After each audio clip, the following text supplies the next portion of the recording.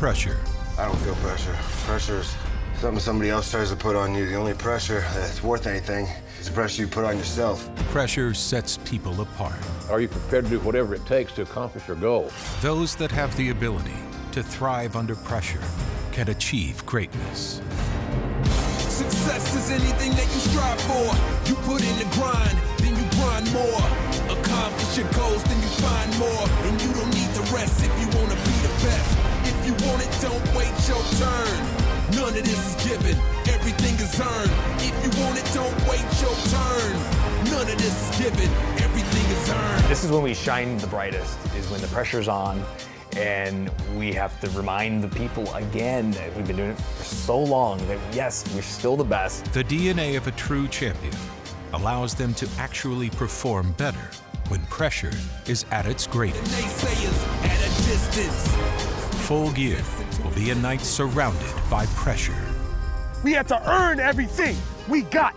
We earned being here. We earned being in AEW. Greatness demands everything.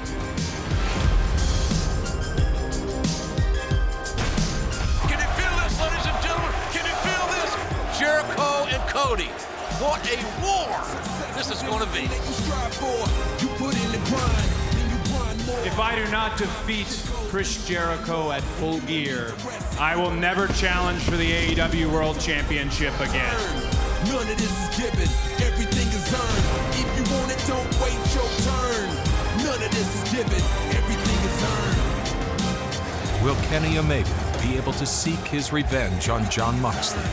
Or the Young Bucks, still considered the best tag team in the world today? Will Cody be able to slay the current AEW World Champion, Chris Jericho? Welcome to AEW Full Gear.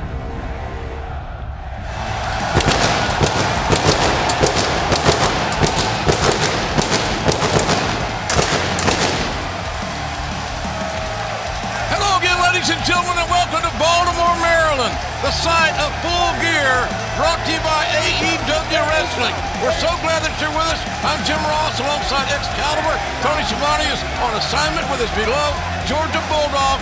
But what a night we have for you here tonight. And JR, we are going to kick it off with an incredible tag team matchup as the Young Bucks take on Proud and Powerful, a match filled with just heated hatred. Taking down to Justin Roberts. Our Full Gear opening contest is a tag team match set for one fall with a 30-minute time limit.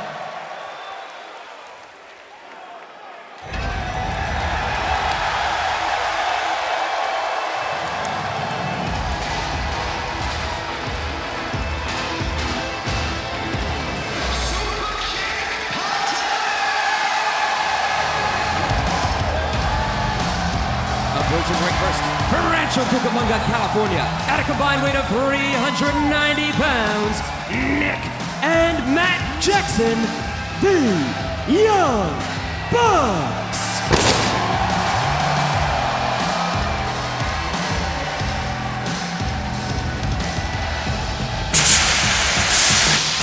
Well, JR, the Young Bucks have been a team that have been absolutely tormented by Santana and Ortiz since All Out, August 31st, 2019. It's gotten very personal, no doubt about that, Excalibur. And, you know, I still believe that the Young Bucks are the #1 tag team in the world. Champions are not. That's only a personal opinion. But nonetheless, I'm telling you, their adversaries tonight, Santana and Ortiz, do not believe that. They do not believe it, and Santana and Ortiz are hungry. They are here to fight.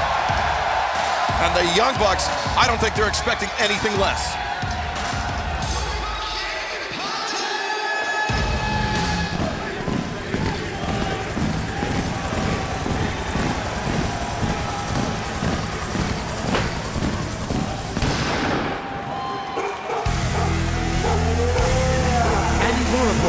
From New York, at a combined weight of 425 pounds, Santana and Ortiz, proud and powerful. Proud Proud and Powerful made an immediate impact when they jumped the Young Bucks after that brutal Escalera de la Muerte match at All Out. And now they are here to make a name for themselves, not just in All Elite Wrestling, but in wrestling, period. These two young men have a great upside, ladies and gentlemen. I said in the pregame piece a few weeks ago that I thought before this whole thing's said and done, this may be the best tag team in the world today. They're young, they're fearless, they're hungry, folks. There's a big difference in finding yourselves working the independent wrestling scene, making a couple of bucks here and there, or being in AEW and wrestling on shows like this before global audiences.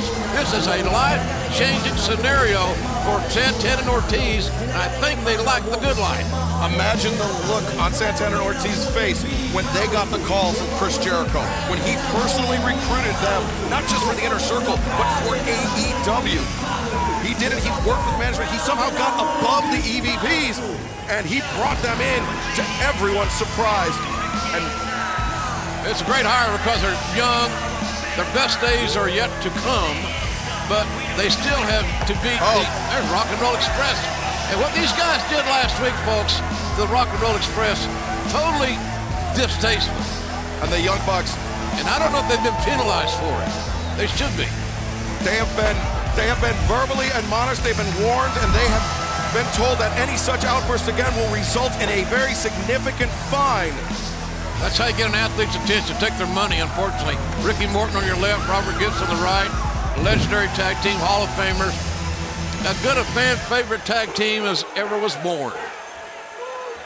And the Young Bucks, two of those very young fans that idolized the Rock and Roll Express growing up, they were incensed after that brutal attack by Santana Ortiz on Ricky Morton. Ortiz showing with Matt Jackson. Santana with Nick. Santana and Ortiz. Santana is the taller of the two gentlemen.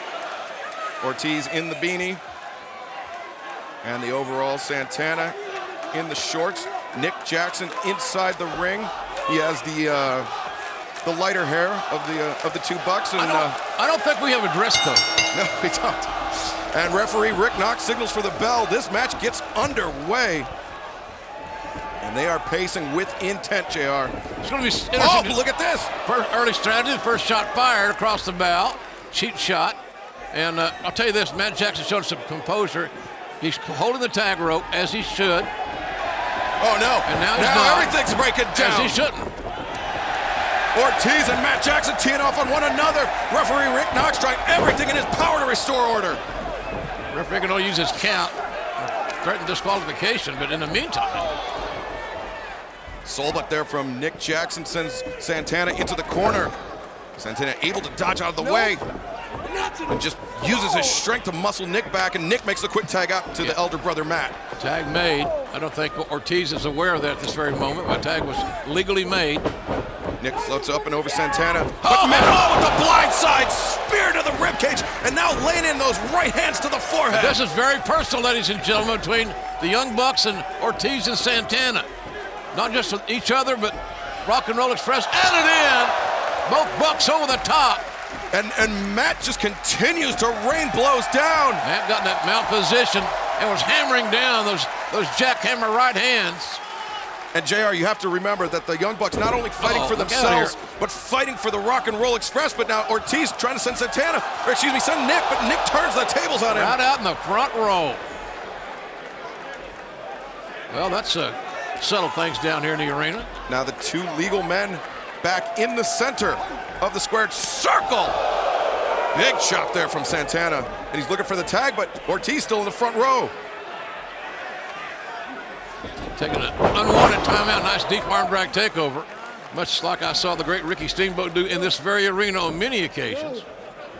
Can you believe that superstar Billy Graham defeated the great Bruno Sammartino for the title in this arena? This is a building that is filled with history, and history will be made here tonight. Every single title in All Elite Wrestling on the line as the Young Bucks showing off why they are the top tag team technicians in the world. Yeah, strategy, the psychology of isolating, the classic tag team strategy. Reminiscent of the Rock and Roll Express. Absolutely. You make up for your quote-unquote lack of size with teamwork. Deep arm drag there from Matt, and he hangs on to the arm once again. And you have to remember that the All Elite Wrestling rankings, the tag team rankings, were released. Oh, the tag to the boot. Rick Knox won't allow it. I don't know about that. It was the boot. It wasn't to the hands. I know, but I don't know about that. I saw what it was. I can tell a foot from a hand, even at my age. But so I guess okay to tag him on the arm or the back. Come on. It's anatomy class. And now Nick coming over the tops. You know, Nick may be the most insane daredevil in this entire damn match. He is, but oh, Santana and Ortiz are just as nuts as he are, but in a completely different way. Now, Santana with the arm wringer applied, putting pressure on the shoulder. He didn't see, Rick Knox did not see the tag out to Santana. You can't call, you gotta see it. The tag's got to be seen by the official. Oh, Ortiz charging. And the wrestler's got to be smart enough to know where the official is at all times for many various reasons. The Young Bucks are the more experienced tag team. No lack of experience on Proud and Powerful's behalf, but the Young Bucks have been tagging together officially for 15 years, but really for their entire lives, JR. Yeah, I love it. Great brotherhood. They think it's one. That's what makes it partly what makes them so great. Super kick caught by Ortiz. Santana comes in. The kick to the back of the knee. Dragon screw. Man, that right in that quad. And now Santana has Matt Jackson up on his back as Ortiz has that Boston Crab. And now, what the hell? Oh, the camel clutch. Proud and Powerful punishing the Young Bucks. Oh, God almighty.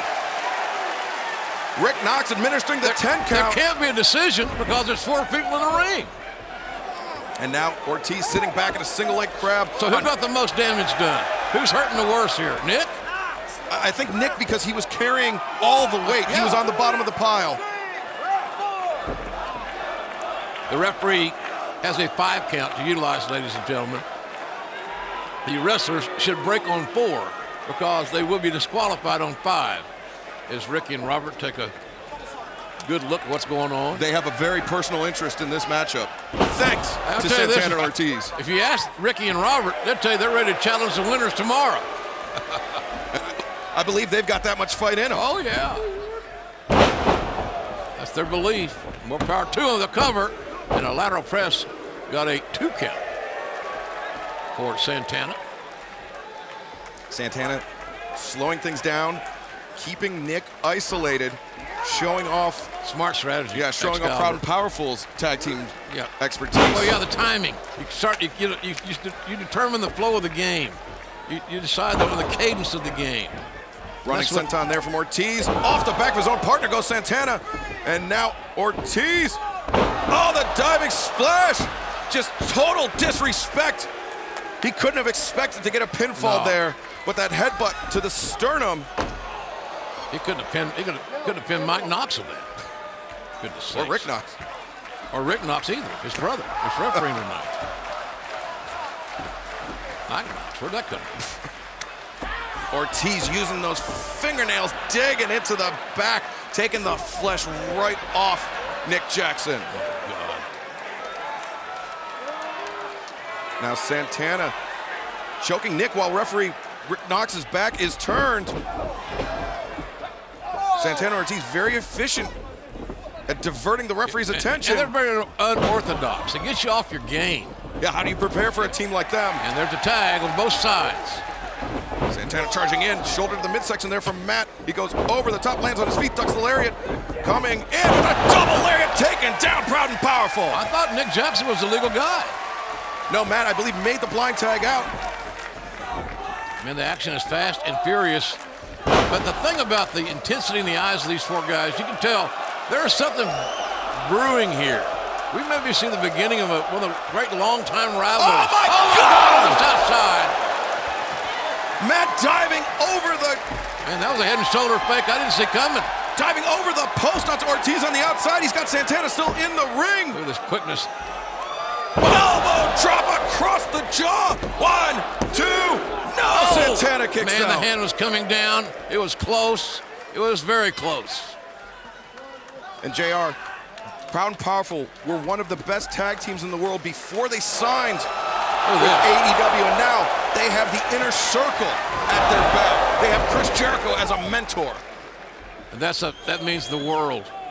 To have the number one guy in the company as your leader, your like you said, mentor. Jericho's a hell of a coach. He's always a good recruiter, and I know he's got a good eye for talent. Now, man, and what would it mean for this young team to beat the Young Bucks on pay-per-view right here in historic Baltimore? It mean everything. Oh, man. High Gary just cracked Santana across the face, and Nick Jackson heading up top. You can see Santana, his head is just very, very low, very dizzy. Diving stomp across the chest. Man, that should do it right there, quite frankly. No, instead, they want to inflict as much punishment as possible on Santana and Ortiz. They're extending the match, and they might not have to. And that could come back and bite you in the backside. Look at that agility. This kid here, Sam. Oh, my God, no! Man, he just big round kicked the ring post. And that could have cracked his chin, an ankle, no telling what. Ortiz impressed by his intelligence, and so am I, in fact. Oh, he's just sending Nick. Face first. He clotheslined the shins. And up and right straight down, head first on that damned apron. And JR, now Ortiz sending Nick into the front row here in the Royal Farms Arena. Yep, turnabout's fair play in their minds. And these aren't rounded ring posts that Nick Jackson kicked. These are actually squared off. And so, now Matt being thrown into the Rock and Roll Express. Ricky Martin. They're taking, come on. What disrespect, fellas. A little comportment, please. Would you have to remember, Rock and Roll Express are here as guests. I understand that. If they get involved in this matchup. But snotting them ain't the right idea here. That's what I just saw. But if they get involved in this matchup, that will result in a DQ for the Young Bucks.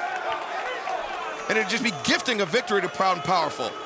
Well, you're right about that, but sometimes emotions overcome common sense. The Proud and Powerful knew exactly what they were doing. They should be called Loud and Powerful.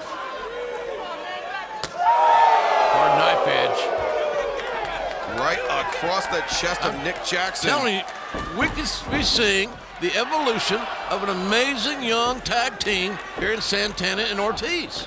They're so unorthodox, and they are fearless. By God, they'll do anything to win. They're fearless.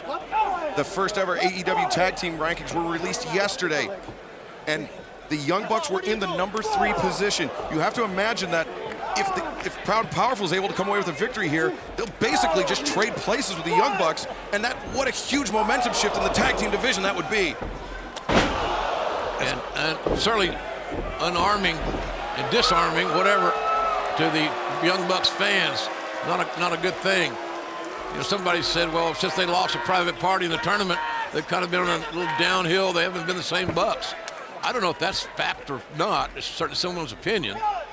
But they're still the best team in the country, in my view. Santana and Ortiz now up to the top. They are in dangerous territory as Nick Jackson desperately fighting his way out. He recognized the jeopardy, and now coming off the top, went for the drop kick. They avoided it. That's a counter, folks. What you just saw was a counter. And then you see Nick getting actually the opposite leg up. Kicking with a bad leg. I think he paid the price as much as Ortiz did in a basement drop kick from P&P. Both legs taken out that time. Proud and Powerful with good strategy. Add the strategy to their recklessness, their unpredictability, their street fighting ability. And they roll it all together, folks. When it comes out of the oven, somewhere down the road when it's done, it's going to be a hell of something to see. It could be tonight. And this prolonged tug. Oh, look at that! Ortiz with the outside dragon screw actually wrenching the opposite direction and looking to stretch out the tendons. Cover 1, now. 2. And let me tell you something. That dragon screw did not come by accident. He thought that through. He knew what he was doing. Another cover. Far leg this time, hook. Body on body. Got a near fall. 1, 2. No, only a 1 count. A very deliberate strategy from Proud and Powerful. So they don't judge a book by its cover, is what I'm saying. Santana and Ortiz have identified the explosivity of Nick Jackson, and they're trying everything in their power, no pun intended, to isolate it. Nick fires up with that elbow strike, but oh, that's just a headbutt from Ortiz. Around the borderline. Super kick, lights out in Baltimore. An electrifying super kick. And both men, the legal men, are down. Let's take another look at this. And JR, watch how Nick Jackson leaves his feet. He threw everything he had into it. And Ortiz was charging in right on the money. That super kick landed, and so does the tag. Northern Light suplex roll through. Matt hoists him up. Matt's been waiting a long time to get back in this thing legally. The locomotion trifecta now looking for 4. And he hits it on PNP. Rolls through. What the hell? Are you kidding me? Matt Jackson. 1, 2, no. Man. But think about how much energy he just expended. Oh, hell of a lot of it, man. The adrenaline's still got to be flowing. Look at the face of Matt Jackson, man. Tells a better story than we could ever tell. Now, they're rock and roll here. Back at ringside, cheering the crowd on. They're big fans of the Young Bucks. Now, if you're a young fan favorite tag team, how could you not be admirers of the Rock and Roll Express? The Enziguri powerbomb combination, but Nick often uses his right boot for that. He did that time as well, but you could see instantly came down wincing. It's lucky standing, quite frankly, but I'm trying to block off the pain, keep that adrenaline flowing. And he's taking a very slow climb to the top. And this may be ill-advised if you've got one leg. Looking for that risky business. Something to think about. Beautiful backflip and the frog splash from Nick. Cover. 1, 2. No, Santana kicks out. Wow. When Nick's screaming at his brother, he needs to make a tag. That right shin ankle is very problematic. I think I would not be surprised to find out if Nick had a hairline fracture or worse of that shin. Let's hope not. Oh, and Ortiz taking down Nick on the outside. Come on. Man, these guys they're on the street somewhere. There's a wrestling ring here. This is the Enziguri. Oh, but it's like a handicap match. Big right hand just starching both members of PNP. Matt sending Santana over. Ortiz rolls through his own partner into a cutter. Man, perfectly done, too. Look at this. And the double flapjack there. Santana Ortiz attack. Teamwork. And Ortiz with the Tope Suicida. No! Near fall back in the ring. 15 minutes gone by, 15 remain. 30-minute time limit, obviously. One fall 30. There's a long way to go in this matchup, and the Young Bucks, well, Nick Jackson effectively fighting on one leg. Yeah, he's going to be lucky to be able to finish this one, one would assume, with that one bad leg. It's hard to beat Santana and Ortiz anytime, especially when you're almost a man down. Yeah, the Young Bucks' greatest asset is that explosivity of Nick, how he can just turn it on at a moment's notice and just be a whirlwind when his brother Matt is taking a beating. But it looks like Proud and Powerful could have ended tonight. They're looking for the street sweeper, but Matt identifies it, fires up with those right hands to the crown of the head. Street sweeper, oh, he turned it over! What a counter in midair. That was a beautiful counter in midair. He flattened Santana. Ortiz, walked into the inside cradle. 1, 2, no! Who the hell's legal? Ortiz and Matt are the legal men. And you see Nick on the corner reaching desperately for a tag, but how much can he do? That's exactly a perfect question. And the answer is only known by Nick Jackson. I'll tell you one thing. That's insanity. That's just crazy. Ortiz pulling himself up to his feet by his teeth. That's a little loco. Oh no! Wow. Bad time of chewing a rope, pal. Super kick, stereo super kicks to the medulla oblongata. Now Santana, You leave your feet voluntarily. Sometimes you go right straight to hell. Santana paying the price. Now Nick setting Ortiz up on the top rope.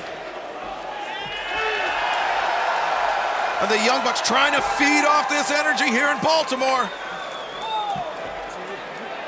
Going over that top, taking a page out of Machine Gun's book. 1, 2, no! Near fall, nicely done. It just seemed like it took a little time to get that offense pulled off, to load the gun and pull the trigger. I don't know that you're going to have that much time to put away Santana and Ortiz. It's got to be sudden, quick, let's get it done. And with that right leg injury, I'm not sure Nick was able to get high enough stack on that power so bomb. it might not have been the most it might have been a little ill-advised in hindsight, that's all I'm saying. I love the effort. But now they're thinking for the Meltzer driver, but can Nick make the springboard? This is actually how they got, look at Nick going up to, oh no, Nick! Oh, it gave away, the right leg, it gave away in the worst place it could have happened. Well, he was in midair coming off that top rope. So now we know that the situation is more dire than we had hoped that it would not be. And Nick just putting his brother up on the top rope. They have a lot of tag team maneuvers in their arsenal. They have implemented so many different attacks. And they're setting up. Yeah. They're setting up for more bang for their buck. Tag made for Santana and Ortiz. Santana will be the legal man. 2 straight super kicks right to the face. But what they did is they actually knocked Matt back toward his friendly corner. Santana and Ortiz game planning there. And this interlude is giving Matt. Oh, now Nick makes the tag. It's giving the boys a little chance to get their breath back, if nothing else. And that may come back and haunt them. But look at that grimace, that wince as Nick entered the ring. And JR. Oh, no. Let's don't go there. Santana picking up the gum of Nick Jackson. Oh, God. Throws the lariat. And Nick Jackson firing up on both members of P&P. Big time forearm shots. Can't break your hands this way, kids. Not to try that at home. And Santana on roller skates, spitting the gun back at Nick Jackson, asking for more. It's the spit bowl. Oh, man, look at this. Look at that adrenaline. Look at that pop. The pop of the hips, the pop of the legs. The screw high kick. That knee is killing this kid. He's fighting like hell anyway. And he shows him the finger and charges. And rising knee strike finds its mark. Lord. That came from downtown. That was an inner harbor knee. And now, look at this. Santana Ortiz reversed the combination. Oh, his head was exposed. A clean shot. A clean shot. No! And Matt shoving Ortiz into the pile to break up the pinfall. And the bodies are everywhere, folks. And you heard Justin Roberts give the call. 10 minutes in this matchup remaining. Neither one of these tag teams will be satisfied if this goes to a draw. Post time. That's one way to stop your fall. Run head on, shoulder first into the steel ring post. Santana with that kick to the face on the outside, and now they've got Nick up. Street sweeper! 1, 2, 3. That is it! Oh my God, he got it! Santana! Proud and powerful. Santana and Ortiz have just defeated the Young Bucks, and this crowd here in Baltimore, I think, love the match, but they're stunned at the outcome. Proud and powerful Santana and Ortiz skyrocketing through the ranks of the tag team division here in All Elite Wrestling with this victory over the Young Bucks. Look at this, a street sweeper. Just wins like this on this kind of stage are what can make you a made man in pro wrestling. And Santana and Ortiz took a giant step forward in becoming the made men that they want to be in AEW. That street sweeper with 100% efficiency here in AEW. And they have put every single tag team on notice. And now Sammy Guevara vlogging his way down the ramp. And a teammate, Inner Circle. Sammy Guevara, one of the teammates of Santana and Ortiz. Along with Jake Hager and Chris Jericho, the AEW World Champion, yeah. They're Jericho's boys. Are celebrating this amazing victory.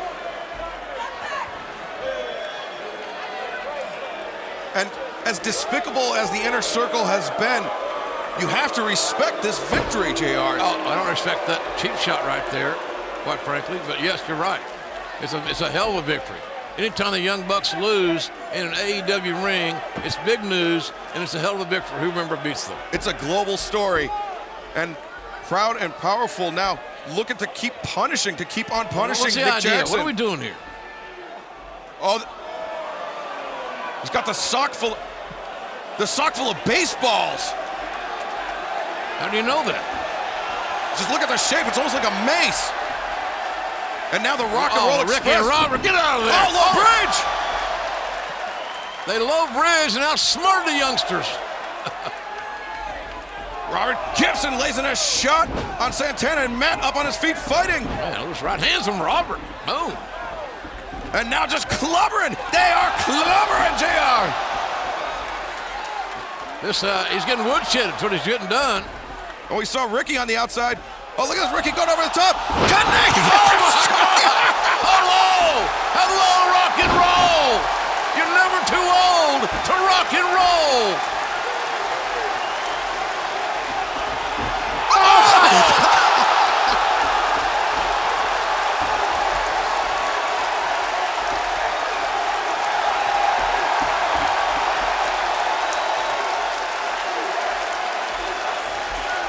Can you believe it?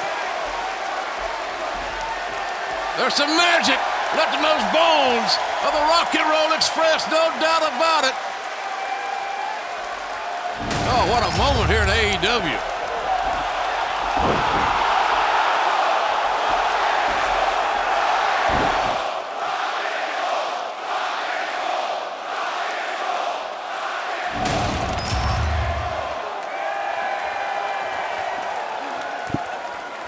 What a way to kick off Full Gear. And JR, there is much, much more to come here tonight. Oh, absolutely. And crowd chanting rock and roll. What a good moment. So that's where you just kind of sit back and feel good about it, folks.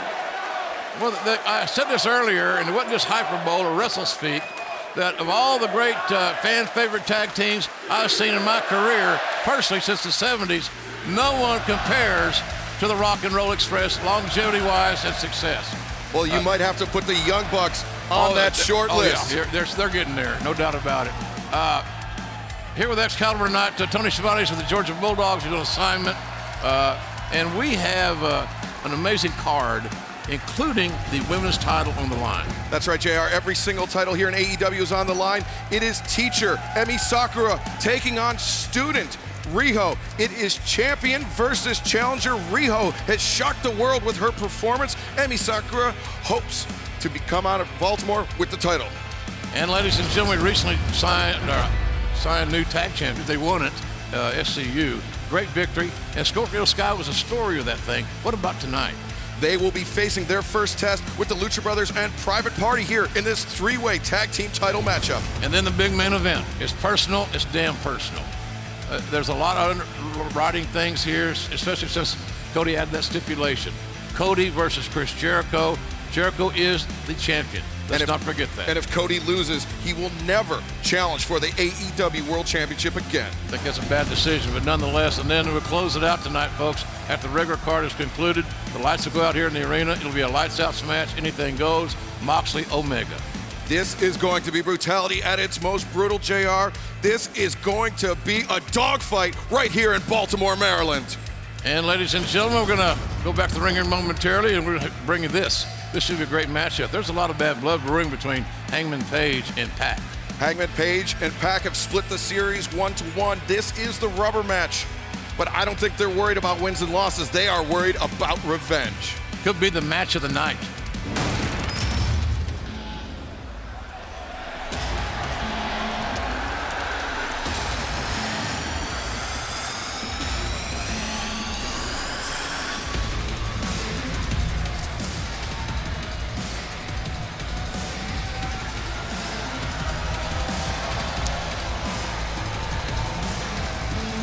This bout is set for one fall with a 30-minute time limit.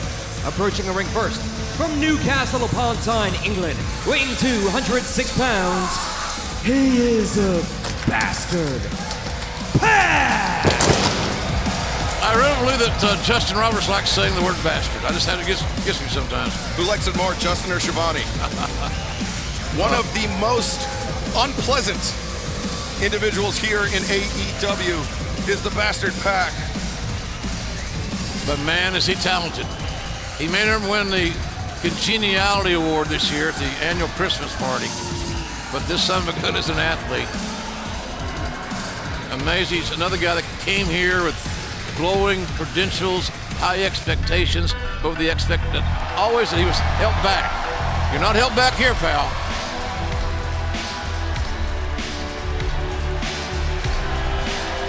And his opponent from Aaron's Creek, Virginia, weighing 219 pounds, Hangman Adam Page. Adam Page is another great athlete here in AEW. Young, smart, powerful, putting this game together. But he really hasn't been the same either since losing to Jericho for the AEW title. That's right, Chris Jericho and Hangman Page met to determine the first ever AEW World Champion. And that was, and I think he would admit this, a crushing defeat for Hangman Adam Page. He had his family at ringside. He thought that his first main event match, his first chance at a World Championship title would end with his hand raised. Well, I know I did some little sit-down interview with him, and he was very confident, put a lot of pressure on himself. And we'll talk more about putting pressure on oneself later on when Cody challenges Jericho, because Cody has put the world of pressure on himself. Yeah, there is a reasonable amount of pressure, and then there is an undue amount of pressure, and we both believe that Cody has done the latter, not the former. All right, here we go.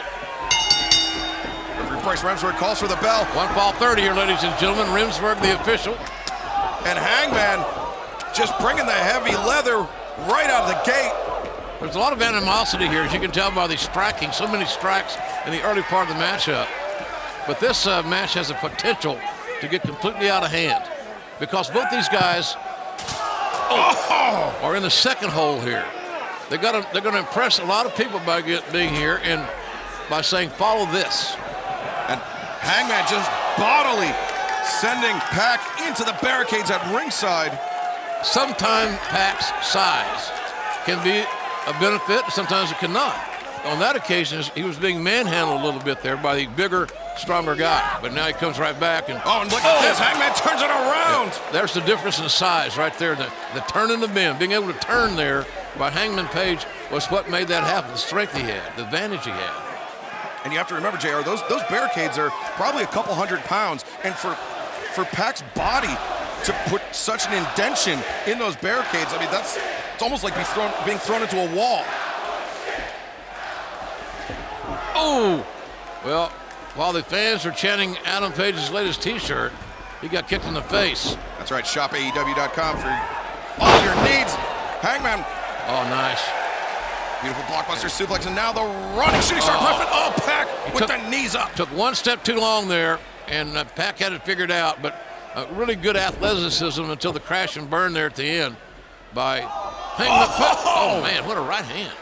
Sending Pac reeling to the outside. He's lost his skin there on the upper part of his back as Pac. And Page. Oh, Page. I've never been comfortable with Page using the Suicida El Torpedo. Tope Suicida, indeed. Yeah, let's take another look at it. It's worth another look because I just butchered the name. He was just shot out of a cannon. You know, it used to be a suicide dive in my day, as Tony Gurria would tell me. Suicide dive in Spanish. Okay, well, I'll just use the English version. En español. Yes, see. Page just seems to be a ground and pound guy. You know, straightforward, beat you up. You know, not meat and potatoes. Not a high flyer. And when he flies, it's just like, I feel like he's taking a extra chance. An undue risk, yes. Yeah. And now, the lariat. There's his game right there. One. Oh, and Pac immediately kicking out. Hangman's got those Stan Hansen-like lariats. Don't have the power because he's not 300 pounds, but the same concept, the same theory. You beat a guy up like Joe Frazier hitting you with a body punch. Punch after punch, it starts breaking your tit down. Looking for that step up Enziguri was Pac, but now Hangman with the deadlift, the pump handle deadlift. Strength advantage, here you go. Over the top into the pinning predicament. 1, 2 count. Pac able to fire that left shoulder off the canvas. Jared, would you consider Hangman Page to be country strong? Yeah, oh, absolutely. There's no doubt about it. And the thing about it, Excalibur, he's country strong mentally and physically. You know, he's a kid that graduated from college in 2 years with a bachelor's degree. He's taught school. He's 27, 28 years old. He's smart. He's got a plan. And Pac fighting his way free of Hangman's grip out on the apron and now dragging the ropes. And he just slingshotted the ropes into Hangman's face and then followed up with those. One of those kicks right in the face, man. The heel of the boot across the temple and now that running stomp. And Pac, you can see Hangman actually getting up to his feet and he's struggling with that vision that rope actually might have come right across the eye. A lot of discoloration in the face of Adam Page. The Hangman's getting beat up here and assaulted pretty good by Pac. But Pac's like a Wolverine or some sort of animal that has no fear and has never lost a fight. Yeah, you're exactly right. He doesn't know fear. He only knows aggression. And if you can't see an athlete like Pac, how can you possibly hope to fight him? Exactly. Preparation.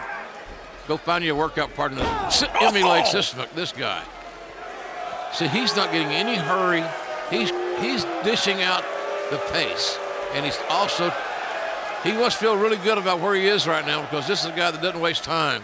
And jaw-jacking with the audience sometimes is not your best investment of your in-ring time. I think Pac noticed Hangman worrying after that eye, and he realizes that he could be potentially fighting a blinded opponent, and so he is going to take his time. He's got a 30-minute time limit, and he is just luxuriating and dismantling Hangman Adam Page.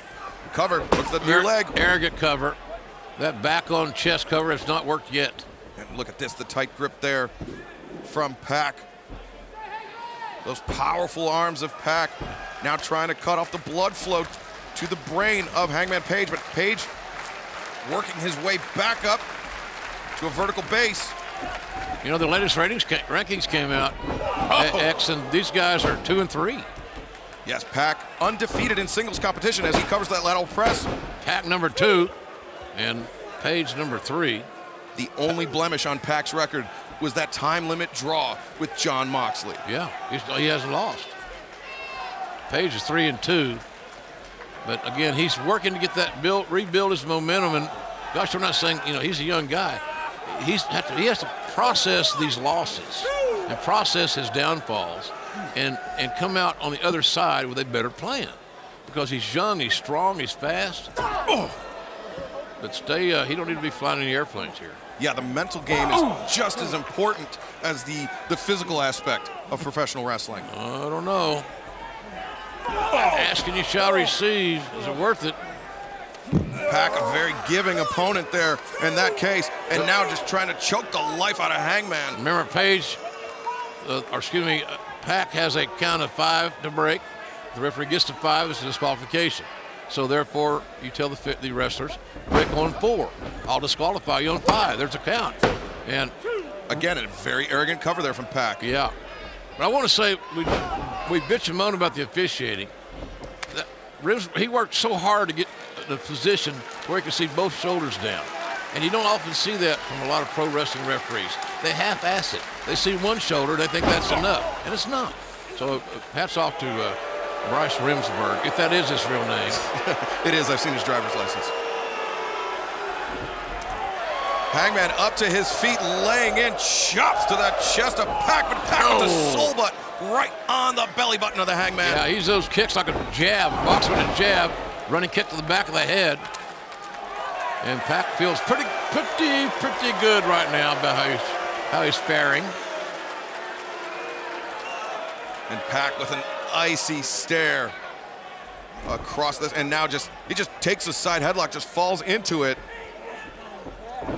Adjusting his grip. Yeah, he adjusted his grip. He's got a little pressure on it now. He's got that left forearm on the ear of Hangman. Look at Page's face. There's a story right there for you. Page's face is bright red. Tomato red on the face of Hangman. Look at that. And that's that powerful bicep of Pac. He looked like Shivani getting out of a tanning booth. Now, Hangman up to his feet. Those shots to the ribs, Pac able to shrug them off, but Yeah. Oh, and he's able to shrug off that elbow strike. Follows up with one of his own. Page has got to dance a little brung him here, folks. Use what he's best at, and that's striking. Forearms especially, setting his opponent up for the clothesline. There's where his money's going to be. And JR, these two men are so evenly matched. The difference maker in both their previous encounters has been the low blow. One time Pac got caught, but the second time he didn't. Do you think he knows that's the difference maker, or do you think he may have something else in store? I don't know, man. He's unpredictable, but sometimes why change is working. Oh! And going for the Phoenix Splash off the middle rope, but nobody home. Too much time, too much interaction with the audience in a negative way, and it let Page at least get some clarity, enough clarity to realize the position that he was in so he could make an adjustment. And that adjustment included not getting hit. Page bringing himself up to his feet with the assistance of the ropes, and a big lariat over the top, and now back elbow takes Pac off his feet. Yeah, this is now you're seeing Page get more comfortable. And to the corner. Page comes back and absolutely decks the bastard. Lariat, man. The high impact. The body can only take so much. It's like body punches. Somewhere along the way, your body's going to break down. Simple but effective are the striking attacks of Hangman Page. He's been able to string together some offense, but Pac, one of the most resilient competitors, and you see as he ducks under the lariat, the pump kick. Oh, man. Catching Page on the jaw. Oh, that was brilliant timing, brilliant timing. Oh, spine buster. Hook of the leg, 1, 2, no. A double-A version of spine buster works pretty much every time. But you notice how emphatically Pac is lifting that shoulder off the canvas. I think that's almost a mental note to Hangman. It's, you got to do more to beat me. It's not a lackadaisical kick out. No, not at all. That sends a message to your opponent as well. Yeah, I can tell you from experience, when you're pinning your opponent and you think their energy is drained and then they just fire out of it, you wonder how much do they have left in the tank, and Hangman may be wondering that right now.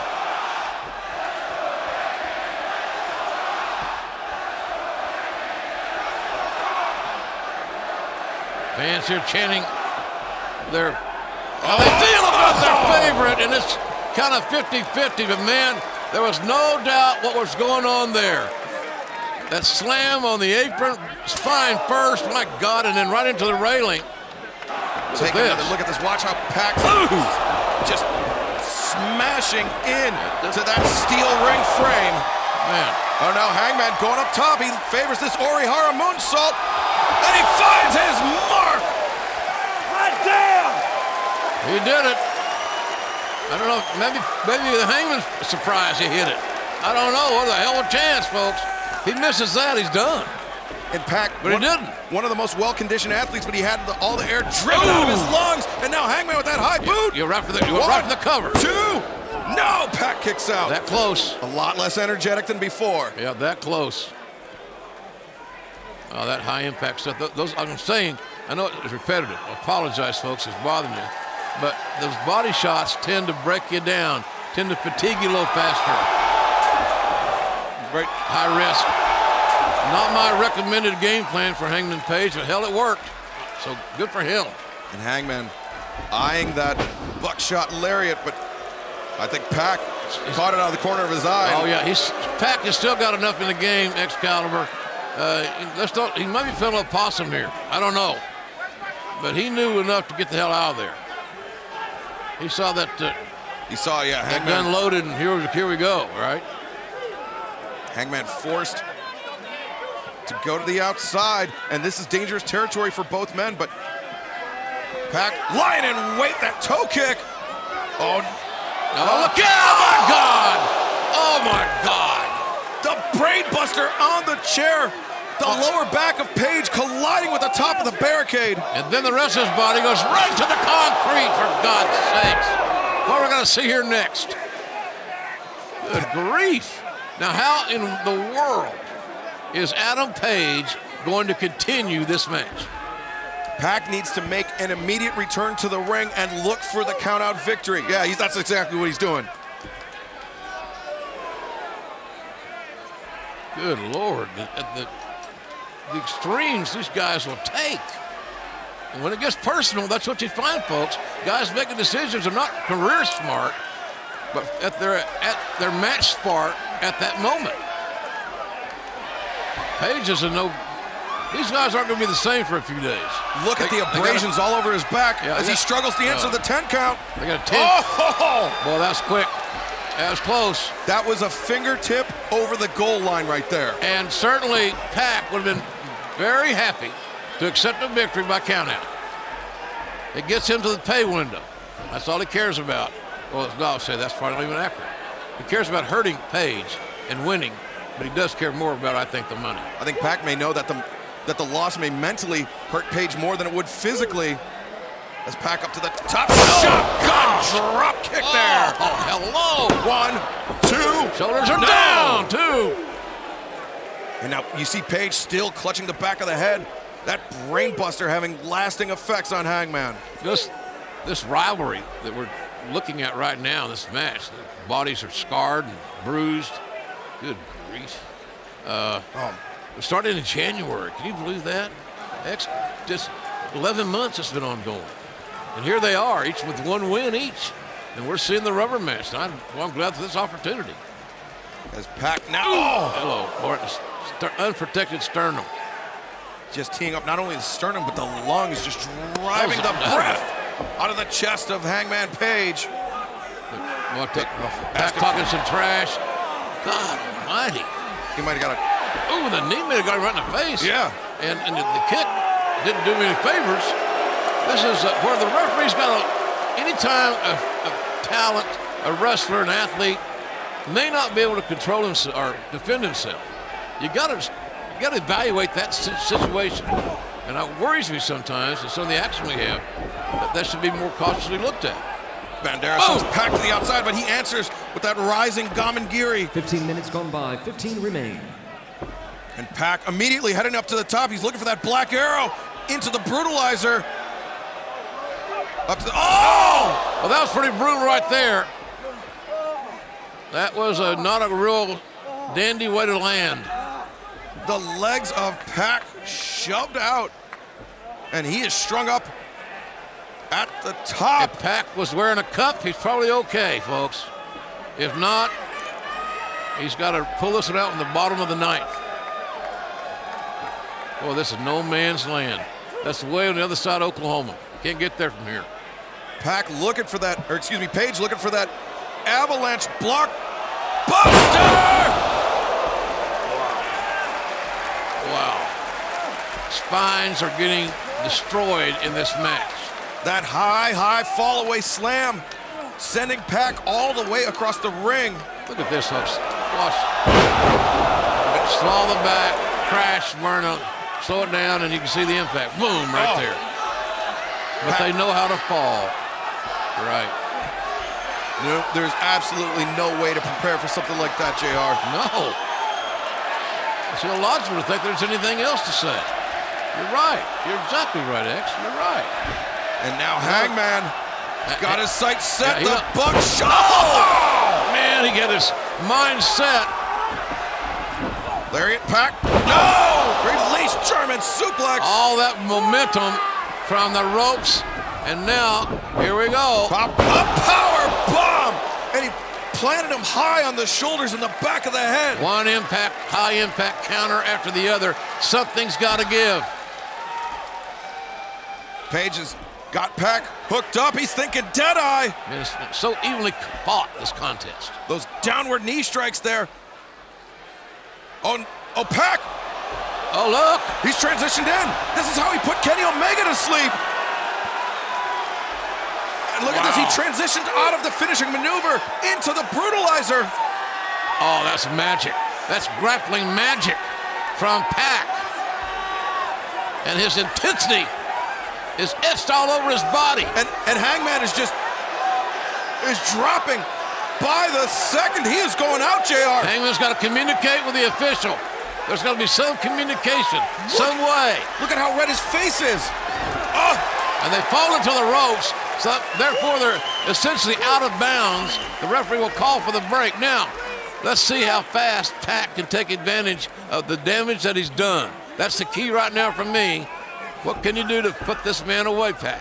That was the only recourse that Hangman Page had left, was to just dive into the ropes. He didn't even reach out for it. He just threw his body at the ropes. Now Pac up to the top. Big chance, high risk. Looking for maybe the Black Arrow. Oh, nobody home. Well, that's a hell of a way to land. The pool was empty. And now Page up to his feet. Over the top, buckshot. Pac ducks under. Standing switch. Pac has the referee. Oh, look at this Page. Catches the low blow. Yeah, he tried to go with the low blow. Pac tried to go with the low blow. It was blocked by Page, who comes back with a scintillating right forearm and then a clothesline. That was from the hills and the woods of Virginia right there. Deadeye! Good God. Pac on the right. 1, 2, 3. Hangman Page victorious. Wow. Wow. The winner of this match, Hangman Adam Page. Folks, I gotta tell you, I've said this a few times in my career, that match literally could have gone either way and I'd have been perfectly happy. That was a hell of a wrestling match. A hell of a wrestling match. Let me tell you something. And you have to imagine that this is something of a course correct for Hangman Page, getting back to his winning ways, defeating Pac in this effectively 3-match series. And it's only the first loss that Pac has had to endure. And the first blemish on his record. And we will see the mental toughness, the resilience of Pac to see how he comes back. So we just had number 2 lose to number 3. Pac was rated rank 2 coming in. Page 3. I don't know who provides those stats, rankings. Don't ask me how they're given. I don't know. Actually, I don't disagree with them either. After that Deadeye, it was all academic. Yeah. Hangman Adam Page, I think he can make a case for himself to come at whoever walks out of Baltimore, whether it's Cody or Chris Jericho. Tell me what happened with Brandy Rhodes earlier tonight. Brandy, after the conclusion of the B. Priestley and Britt Baker match, she and Awesome Kong made their presence known here at Full Gear.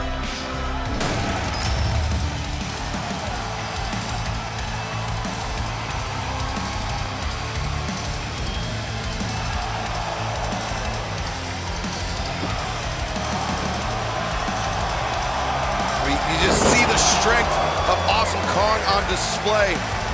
And then she produces that knife. Now, what the hell is this about? She's taking a trophy, JR. Look, a trophy Kong. Oh, my God. I mean, the mental state of both of these women. It's just... Wow.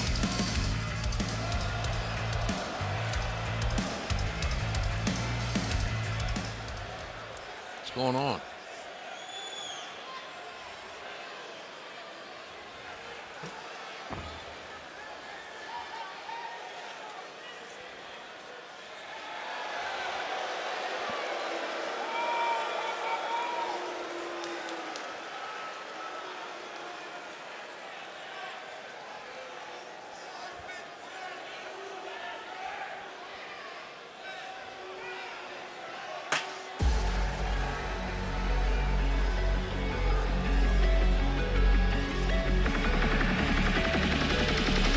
Yeah.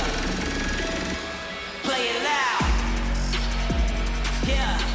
I will not allow anybody else to try and break me down. The chairman, Sean Spears, since he's come under the tutelage of Tully Blanchard, has had a vicious streak. Yeah. Being with Tully's helped this guy.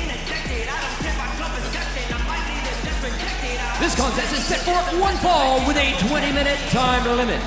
Being accompanied to the ring by legendary Four Horsemen member Tully Blanchard from Niagara Falls, Ontario, Canada.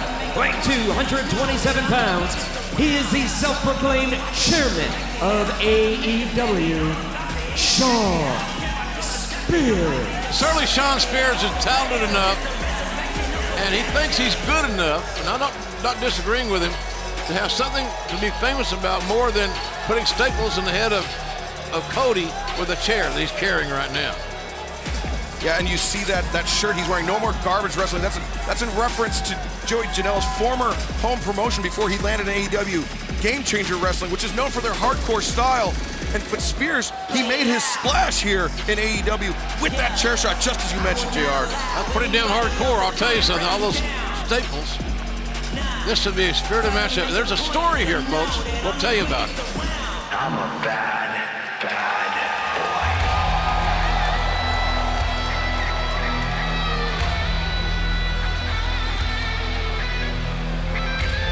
And his opponent from Asbury Park, New Jersey, weighing 202 pounds, he is the bad boy, Joey Janela.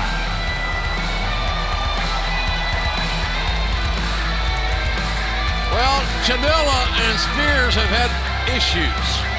And Janela and Tully Blanchard with issues of their own. But before we get to that, JR, I have to mention AEW will be coming live to Nashville, Tennessee, the Nashville Municipal Auditorium this Wednesday.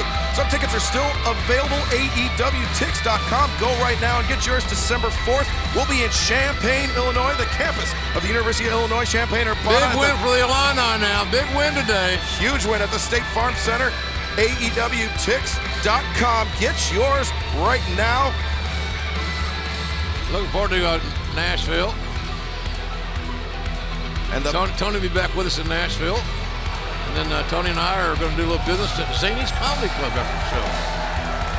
I got a high expectation for Joey Janela. I just think he's got it. Now, so Spears may beat the it out of him.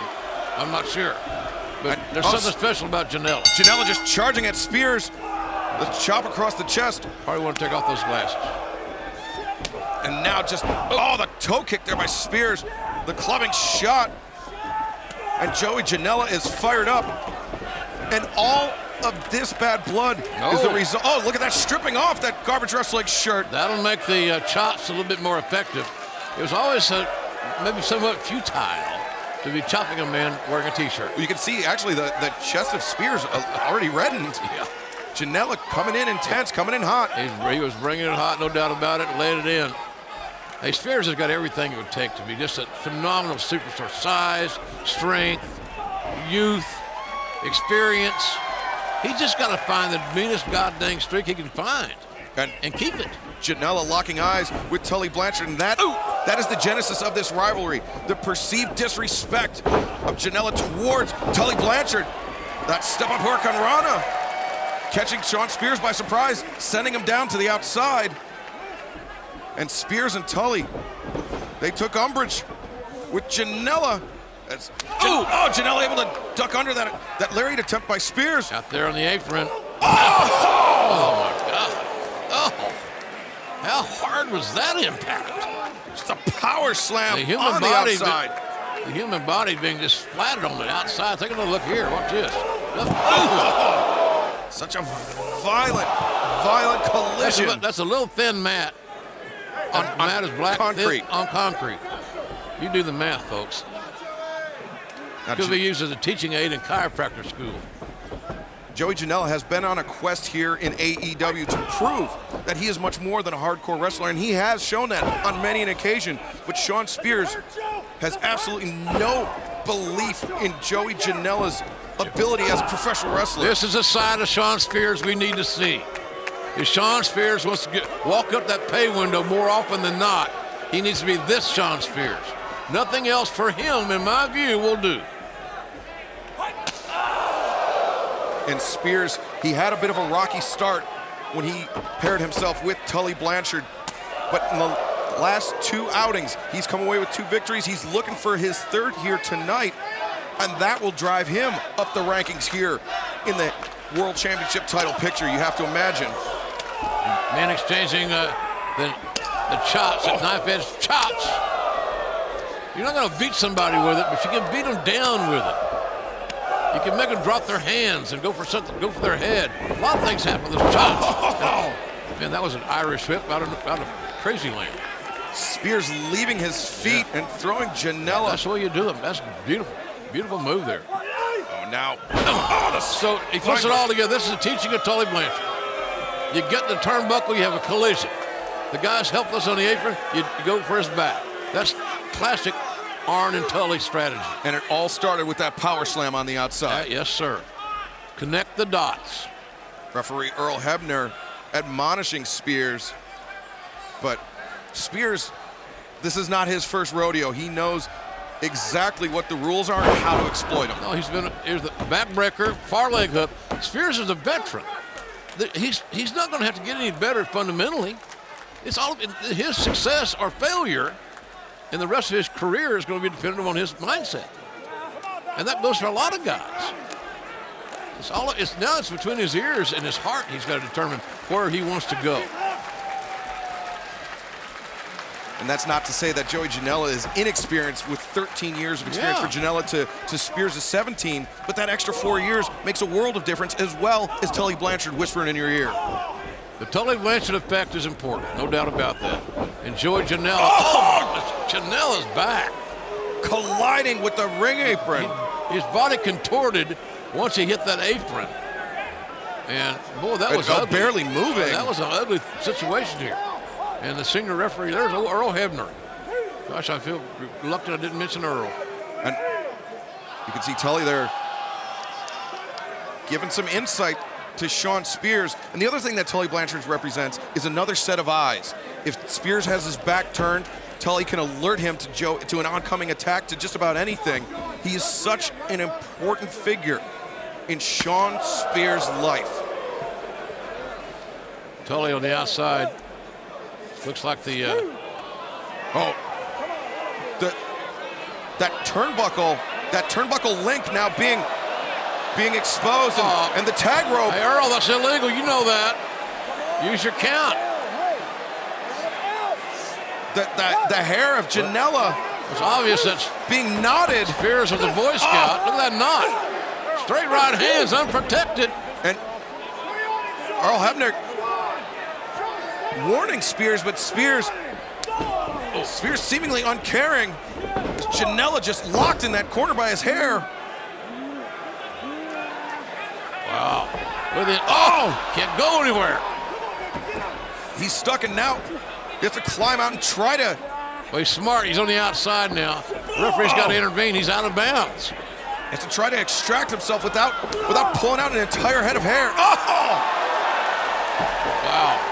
And there's still some hair dangling from that rope. That's some DNA right there for you if you're looking for it, folks. Janela off the middle rope for the drop kick. Spears ill-advised. Steps over. Scorpion deadlock, center of the ring. In some circles, it may be known as a sharpshooter. Or the Sasakatame. Exactly, I was going to say that. And Joey Janela trying to keep his body in a position that he's not going to go straight to submission. And look at Spears. Look at how low he is to the ground. A positioning that Ricky Choshu himself would be jealous of.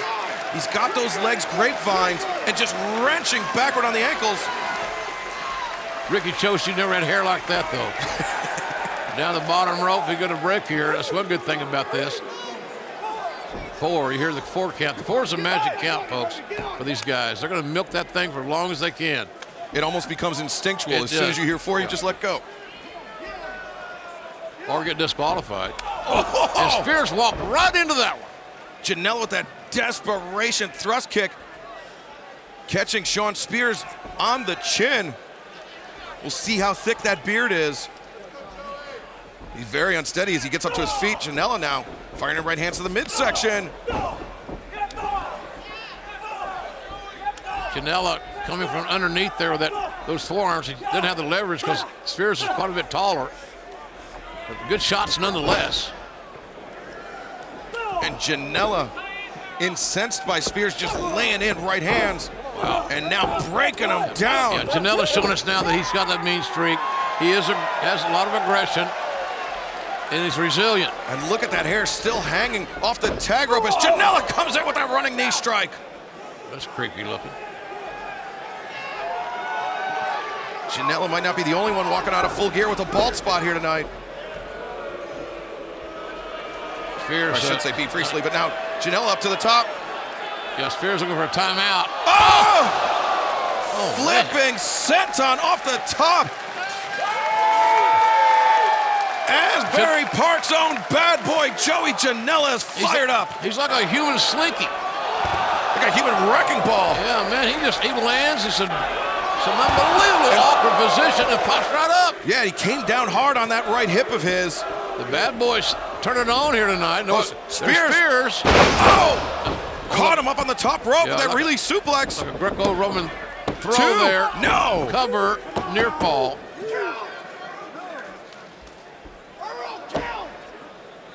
Tully Blanchard admonishing Earl Hebner to count faster.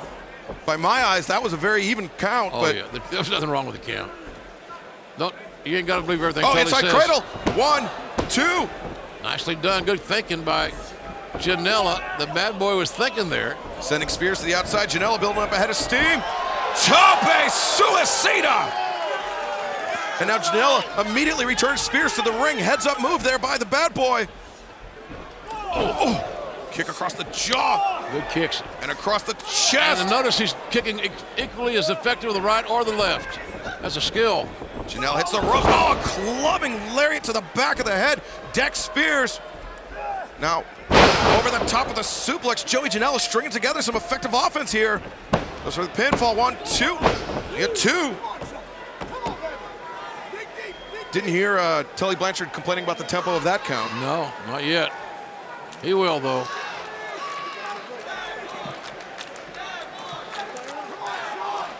Who's the coach of the San Antonio Spurs? Greg Popovich. That's him on ringside. Disguised as Tully Blanchard.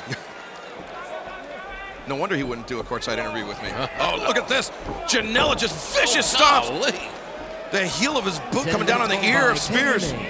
Tully sees his charge is in trouble. Hence him being on the apron. Because you know Tully's not going to challenge Janela. He's buying Spears time. Bingo. Ding, ding, ding. He's taking the hot-headedness of Joey Janela and making it backfire on him. And Janela had to go back to the top. Damn it, he couldn't resist himself. He couldn't help it. You leave your feet, you are at your opponent's mercy. Yes, you are. Your career's in your own hands. No. Here we go. Oh, gosh. Right across the top turnbuckle. And there's just not much there. It's just a steel link that connects from the ropes to the ring post, and Joey Janela's spine dropped perpendicular across it. And now, hey, look out. Hey. With Tully Blanchard has Earl Hebner's attention diverted. Yeah. And the top turnbuckle pad leaving that link exposed, that steel link. It sure did. The wind didn't catch it, Earl. Oh, Earl. It's a strategy. Look out here. Look out. Come on. Oh, no. Are you kidding me? I'll be damned. A spike pile driver with Tully Blanchard doing the spiking. And as cool as a cucumber, Tully Blanchard walks away. Look at Janela's helpless now. He's just been ragdolled. And now Spears with Janela up on the shoulders. Oh, the C4! The Death Valley Driver. 1, 2, 3. Man, oh man. No winner of this match. Well, Sean Spears, Tully Blanchard, and an exposed turnbuckle have won this match over Joey Janela. The vicious streak of Sean Spears, and more importantly, the win streak of Sean Spears continues here in AEW. There was a time in Spears' career where he would not even have considered pile driving an opponent on the outside with the help of another man. But now that other man is a Hall of Famer, and all that Hall of Fame wisdom from Tully Blanchard, a great second-generation Hall of Famer. Just, man, what a... And the officials making their way to the ring to check on Joey Janela to help him. But while they do that, our colleague Golden Boy has some words from Kip Sabian backstage. What's going on, everyone? I'm here backstage with Superbad Kip Sabian. Kip, how you doing? Oh, wait, you doing this interview? Yes. I thought you were like an intern or something. No, I'm one of the announcers. I'm sorry, what's your name? Golden Boy. Yeah, I'm not going to remember that. Oh, okay. Well, in any case, Kip, why the sudden change recently? Why the change? When I joined this company, I decided I was going to go straight down the middle. I was going to learn the lay of the land. And do you know what I found? I found alliances here. I found alliances there. So I had to take it upon myself to carve my own path.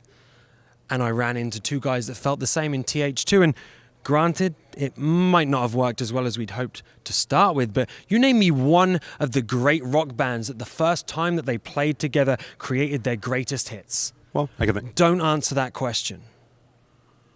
On the topic of alliances, you need to find people that you can trust. You need to find people that you can rely on. You need to find people that you have chemistry with.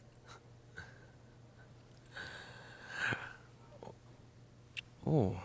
Penelope Ford and Kip Sabian, the Superbad squad, are here in AEW. And it's time to bring some sex appeal back to this loser-infested company. Penelope, your thoughts? Why be bad when you can be super bad? Baby, he's boring me. Let's go.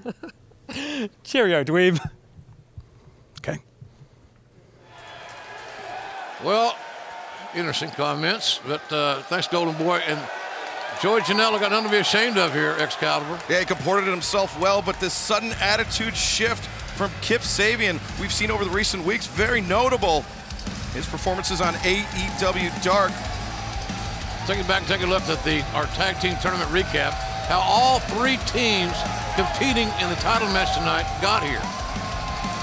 And the tag team title tournament kicked off on Dynamite with a huge upset of gigantic proportions. The number 1 seed got beat by the number 8 seed. Huge upset. A private party advancing to the second round, and SCU, Scorpio Sky, coming in on a moment's notice after that vicious attack by the Lucha Brothers. He's wearing street clothes and tennis shoes as he assisted Frankie Kazarian to allow SCU to move on to the second round, and the team that attacked them, the Lucha Brothers, picking up the victory over the Jurassic Express. And they did the same the following week, spiking Mark Quinn, taking Isaiah Cassidy out on the outside, advancing to the finals of the World Tag Team Title Tournament. But that wasn't all that happened that night. SCU, with the SCU later, punching their ticket to the finals. And then in Charleston, West Virginia, new champions were crowned as SCU, Scorpio Sky, and Frankie Kazarian raised those belts high and etched their names in history.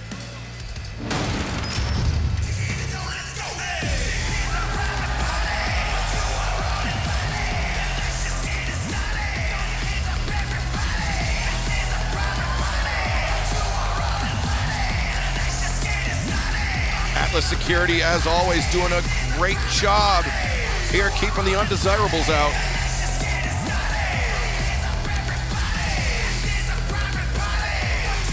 But two men that are very desirable are Isaiah Cassidy and Mark Quinn, Private Party. Mark Quinn has a little blonde in his hair. He usually did. He does, yes. And Isaiah Cassidy with the sunglasses on. Bingo. And their upset of the Young Bucks was historic. Yeah, I didn't see that coming for the first moment, quite frankly. But it just shows you that anything can happen in a 3-second window. And Private Party, they've proven that they can shock more experienced teams. And they're hoping to do that tonight and walk out of Baltimore, Maryland as the new AEW World Tag Team Champions.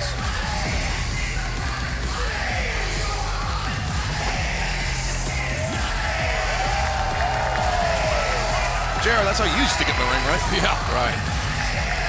Those bring back horrible memories.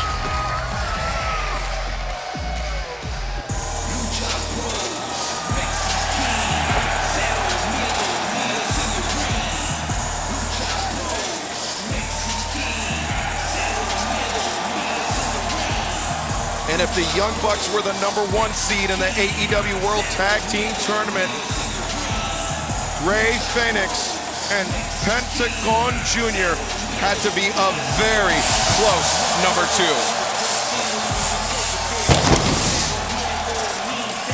Damn, I feel like I'm in my backyard grilling. That was a nice piece of pyro right there.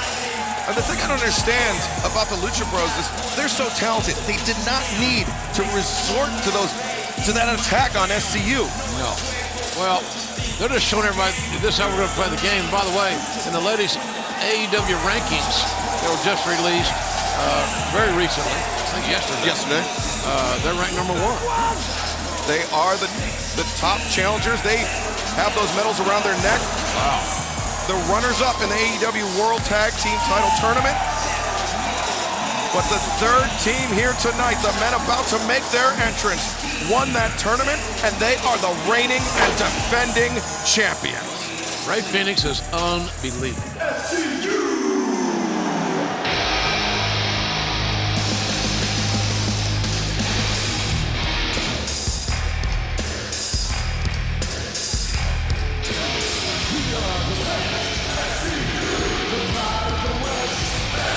Well, JR, it was a frosty day here in Baltimore, Maryland, unlike the constantly beautiful temperatures of sunny Southern California. Yeah. I certainly wish all the folks in Southern California well that are battling fires, natural disasters of that ilk. We think of you often.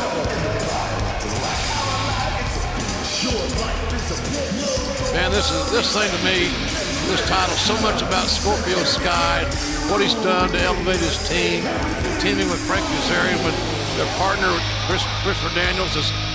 When I saw Daniels and Kazarian together, I knew things were kind of right for the world. You know, they're together so many years, and that's why Scorpio Sky opted to take himself out of the tournament. It's the right thing to do, but it shows you, folks, good things for people sometimes comes around and pays you back, and that's what's happened, I think, with Scorpio Sky. Yeah, I mean, imagine the pressure on him getting called in from the bullpen like that, and just, I mean, pitching basically a perfect game.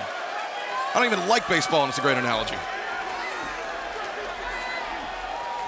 This is a 3-way bout set for one fall with a 60-minute time limit, and it is for the AEW World Tag Team Championship.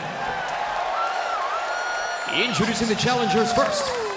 From a location where you need an invitation, at a combined weight of 24 ounces of vodka cranberry, Isaiah Cassidy, Mark Quinn, Private Party.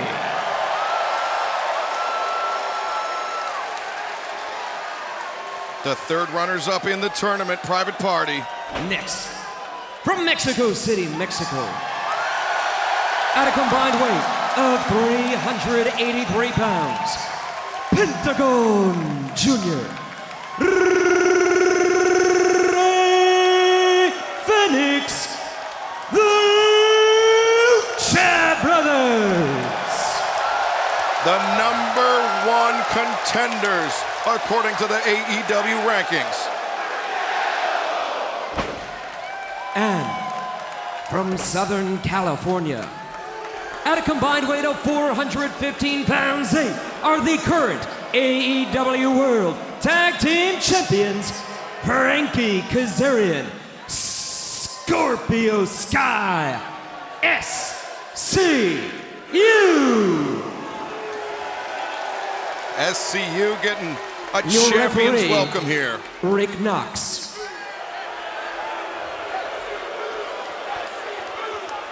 $60-minute time limit, one faller. Tag team titles are on the line. This has been well described. You know, don't be the negative Nelly here, but it's very possible that the beautiful run that's just started with SCU, there's some beautiful championship belts, is short-ranged because they got a double task here. Yeah, they are facing two of the... I don't know if this is fair to the new champions, that's what I'm saying. Well, I mean, I don't know that Frankie Kazarian and Scorpio Sky are looking at it that way. They're just looking at it as another obstacle in their path, another obstacle to overcome. And I think they're prepared for it. Obviously, I'm biased, but... I do too. Or are you biased? But you're a Southern California guy, right? Southern California guy. I've been in the ring with Frankie Kazarian and Scorpio Sky multiple times. and I know what they're capable of. I've heard all about your exploits in and out of the ring, boys. All right, here we go. Frankie Kazarian. I always loved Frankie's work ethic. He looks like he's in the greatest shape of his life, quite frankly. In there with Mark Quinn. Well, there's a lot of contrasting styles in this match. They say styles makes matches. Let's see.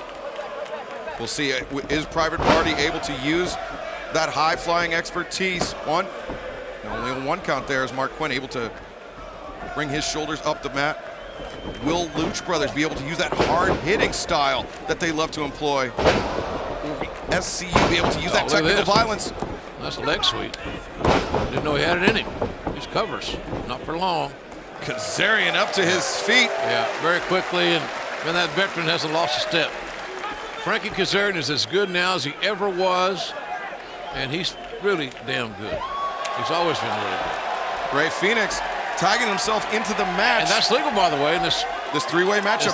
Matchup. Remember, the first team to score pinfall or submission wins the match. First fall to a finish. Rick Knox has refereed many matches similar to this. He knows exactly what needs to be done. One, roll up. Two. Could not have picked a better man for the job. Well, that caught. That was a tough one right there on Rey Fénix. Fénix puts on the brakes, collides with Kazarian, knocks him back, and tees off of him on that kick on the side of the head. Rey Fénix. I've seen Rey Fénix do some things that if I hadn't seen it with my own eyes, I wouldn't believe the description. He's that amazing. And it seems like there's some bad blood there. Oh, look here. After that tournament loss, and now Lucha Brothers sending Private Party into one another. Stereo super kicks. Good Lord. Man, that changed your attitude about a lot of things. Suplex, yeah, and then floats over. Referee trying to restore some order. You know, for one official to govern 6 men in this environment is daunting, to say the very least. A monumental task. As Rey Fénix tags out to the older brother, Pentagon Jr. Double Irish whip into the ropes, shot to the midsection, kick to the face.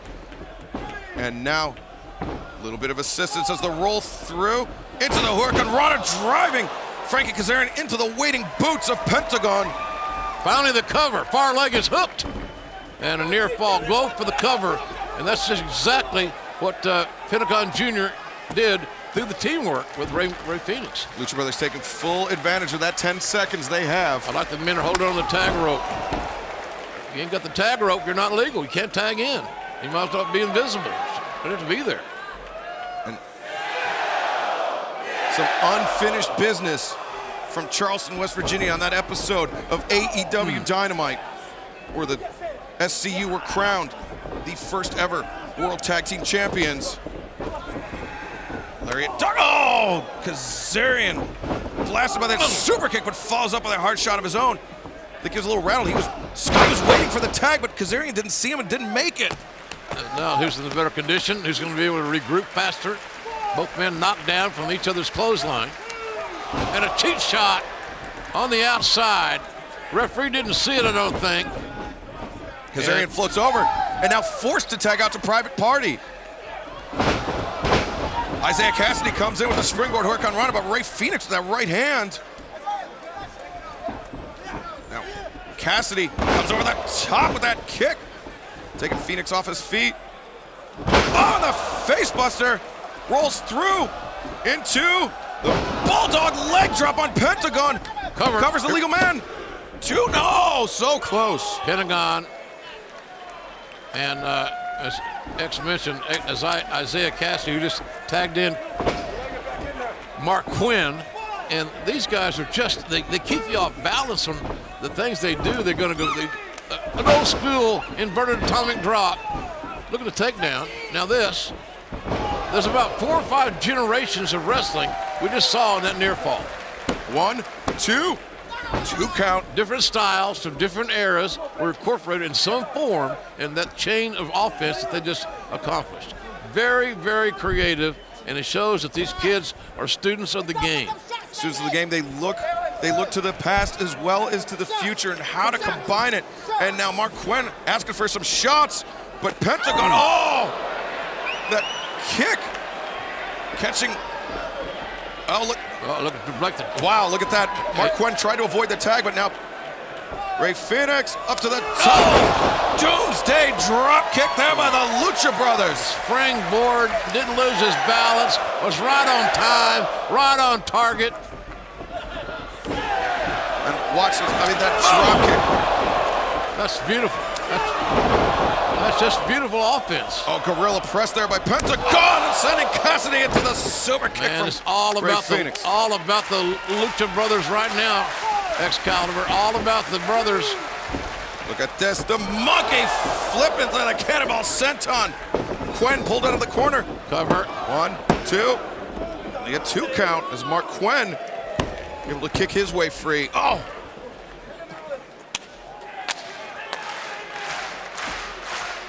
A lot of Lucha Brothers fans here tonight in Baltimore. Glad to have them. Glad to have all the fans watching wherever you are around the world. We appreciate you. AEW Dynamite watched in over 80 countries. The globe in great representation here tonight as the Lucha Brothers looking for that foot stomp package pile driver combination. Taking a long time to develop. You got the backstabber there by Pentagon. Good Lord. That really should do it. 2. Well, we'll never know. Yeah, Kazarian identified the danger and he broke up the pinfall. Kazarian, turned on a dime, left 9 cents change on that little ditsy-do. Very good athleticism by Frankie Kazarian. Wild right hand and the back elbow blocked by Pentagon. Looking for that pump handle driver. Quinn able to float through. Elevated up and comes back down with a drop kick, knocking Pentagon Jr. off his feet. Good time to make a cover if you could. Easier said than done in the condition that Mark Quinn is in. There's nobody there for him to tag because his partner has been erased for the moment. And now, forced to tag Scorpio Sky. An adversary in, quite frankly. Pentagon making the tag out to Rey Fenix. Oh, man, what a drop kick right in the face. Such elevation. Scorpio Sky's got springs in those legs. Who's hotter than Scorpio Sky right now today in AEW? I'll wait. Sky. See, Phoenix tried to roll through. Sky had it countered. And and there's some seriously educated feet right there. Attitude, I like it.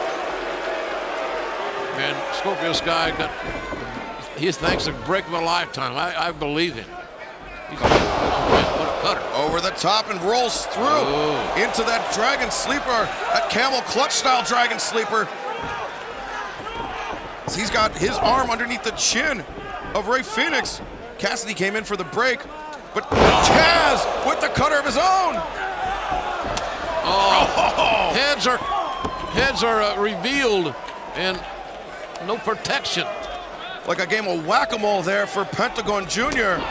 Exposed heads are in a very bad situation. And Pentagon once again returning to that thigh, that hamstring of Mark Quinn. Kazarian up to the feet with a leg drop, and now just a right hand absolutely starches Mark Quinn. Kazarian with the pullover run on the floor. And Pentagon in a very bad way here. These fellas are pulling out the stops. Nothing held back. Up and over. Mark Quinn goes up and over. He found his mark, taking out one member of both adversaries. The Fosbury flop over the top from Mark Quinn. Now Scorpio Sky. He's ready to take flight as well. My God, what a shot. Out of nowhere. Rey Fenix with a rope walk intercepts Scorpio Sky with a kick to the face. Isaiah Cassidy with a tornado. Well, Rey Fenix says, I feel a little left out. Yeah. Maybe I should do something about it. I guess I might as well dive. As Rey Fenix. Here, look out, look out. Boom, bang. And oh my God! How about that? How about that in AEW? How about Rey Fenix? The number one tag team contenders. That was a thing of beauty. Balance, athleticism, you saw it all there in that package. Rey Fénix, though, he's burning daylight here, JR. Love that. As he returns Kazarian to the ring. Excuse me, Sky to the ring. Man, there is one way to describe this match. It is, well, two ways. Unpredictably fearless. Rey Fénix counters the right hand from Scorpio Sky with that high kick. And now Fénix building up ahead of steam. Oh, wow! Springboard crossbody. 1, 2, oh! Such a deep cover. Man, 1 second away from new tag champions being crowned here tonight. Rey Fénix had that leg of Scorpio Sky wrenched so far back his toe was almost touching the canvas. A deeper cover I don't think I've ever seen. We're at an amazing offensive display here by 3 teams, 3 different styles, all with one agenda. Tag made. Kazarian will be legal. Kazarian elevated up and over the top, and the assistant. Oh! Are you kidding me? What a DDT! 1, 2, no! Oh, in the face, right in the face. Man, that would have been a sheer 3 count. Pentagon didn't even bother with the double sledge to break the pin. He just came around the corner and kicked the teeth out of the mouth of Frankie Kazarian. So now, look at that tag made. Mark Quinn is in, Rey Fénix is out. Wild swing and a miss there by Scorpio Sky. Quinn comes over the top. That Pele-style kick to the crown of the head. Now Private Party. The stunner, kick, and back flipping sledge bread combination. And they're looking, they've got him set up. Don't think about it. No time for a board meeting. No time to party. Mark Quinn looking for that picture perfect shooting star. Press! The air turned right out of Kazarian. Time's on the line! And a near fall. Now we're less than a second away from having new tag team champions. And look at this elevation from Quinn, that form. Coming down chest to chest with Kazarian. Now Kazarian up top, gin and juice. This is their signature maneuver. Quinn goes up for the Hurricane Rana. Kazarian, oh, look at that, he had it scouted, he held on. Yeah, he blocked it, nice job, Frankie. Oh, meeting of the minds there for Private Party. Isaiah Cassidy hooked up. See you later. Cassidy goes down. 1, 2, 3, yes, that is sir. it. You're damn right. They fought from underneath, as they say. The underdogs at times against 2 other teams. AEW World I'm telling Tag you, Team the right Champions. teams became the AEW Tag Team Champions. This is going to take a hell of an effort on a great night to beat them. A V1 title defense, but now the Lucha Brothers incensed that they've lost 2 in a row to SCU. And now, oh, look at this. Just Pentagon raining right hands on the face of Kazarian. Oh. Steel chair in hand for... Uh-oh. Oh, no. And he's looking for the... Pentagon thinking, you got... That packet. No. What the hell? The lights are out here in Baltimore. Oh. Pentagon Trace. Another Pentagon has entered the fray.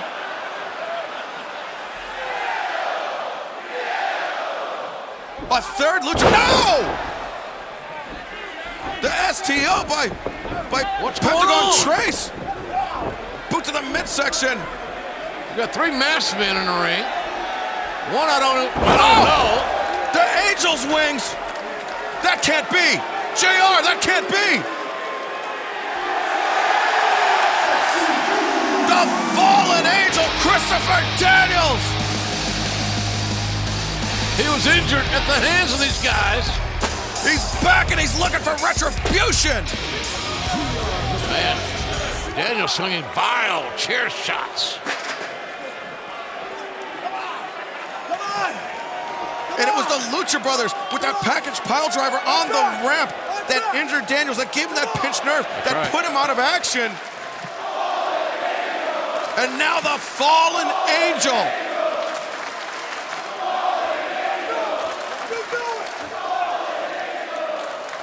Well, Christopher Daniel, by any name, has been a key member, obviously, of his SCU group winning the tag titles. Well, JR, that's not the only title match that we have coming up, or have here tonight. The AEW Women's World Championship will be on the line coming up next.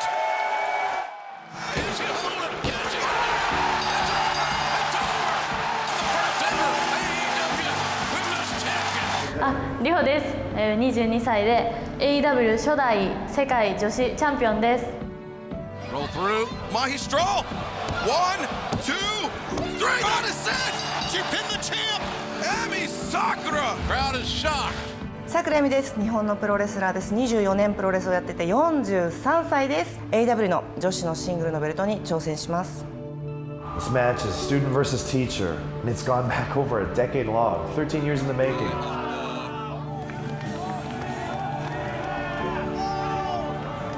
さくらさんと出会った時は私がまだ小学生でプロレスも知らない時に体操教室の先生として出会いました。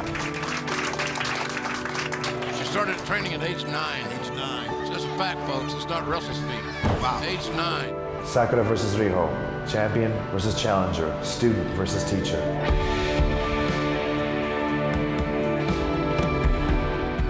もしこれが映画のクライマックスだったら誰もがリホが勝つと思うと思います。でもこれは映画のオープニングなので桜井美が勝ちます。私が絶対に勝ちます。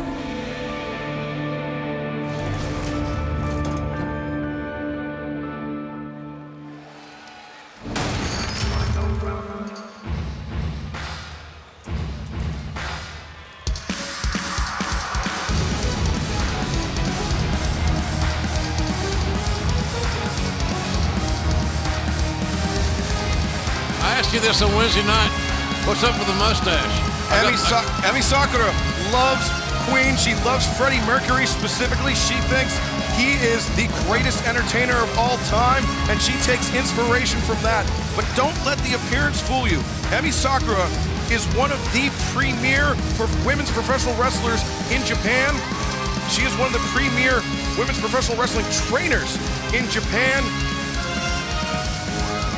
And she is the woman responsible for bringing Riho, her opponent here tonight, into the world of professional wrestling. Sakura's been around 24 years, a real veteran. And Riho only 22 years of age.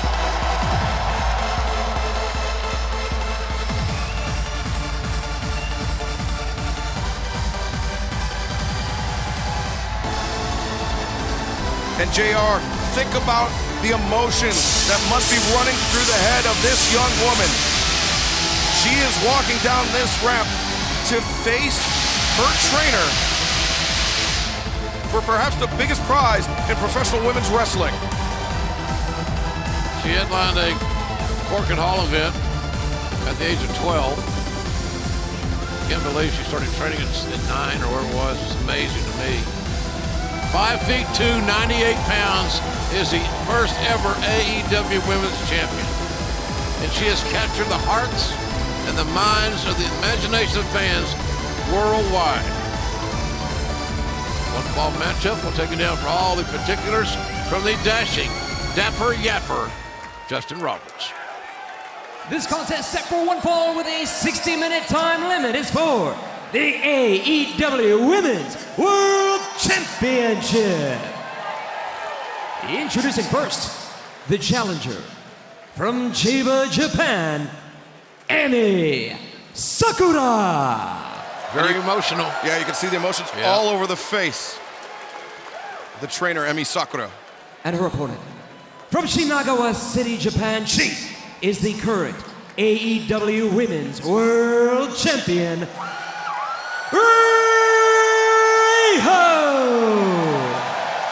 Riho, you see there, undefeated in singles competition here in All Elite Wrestling. She would like nothing more. Your referee, Bryce Remsburg. than to defeat her mentor, 60-minute trainer. 60-minute time limit, as are all the title matches here tonight. So the ladies are going to have an hour to settle their business. And JR, let's run down the numbers here. Emi Sakura and Riho have known each other for 13 years. They've shared the ring together 268 times. Oh, God. They have had 32 singles matches, with Emi Sakura taking the balance 17 to 15. 6 title matches split right down the middle evenly. Good numbers from Excalibur. And then we see the Greco-Roman knuckle lock. Sakura with the obvious strength advantage. Yeah, we're going to see these styles unfold. We see what they're doing. Oh, look at the strength here. Now this is going to take a lot out of the champ. And look at that neck strength from Riho. Look at them right up on her toes. And now, and there's a lot of athleticism right there. Let me tell you something. Riho trying to bring herself up to the feet, but that's the experience of Emi Sakura. She's shedding no tears now, is Emi Sakura. Oh no, and now with the hair toss. Little Koto Fuyuki there. What's that mean? Koto Fuyuki was part of Pro Wrestling War, part of Chris Jericho's stable in War in Japan. And now, also, look at that. Just, Riho immediately escaping. Slipping right out.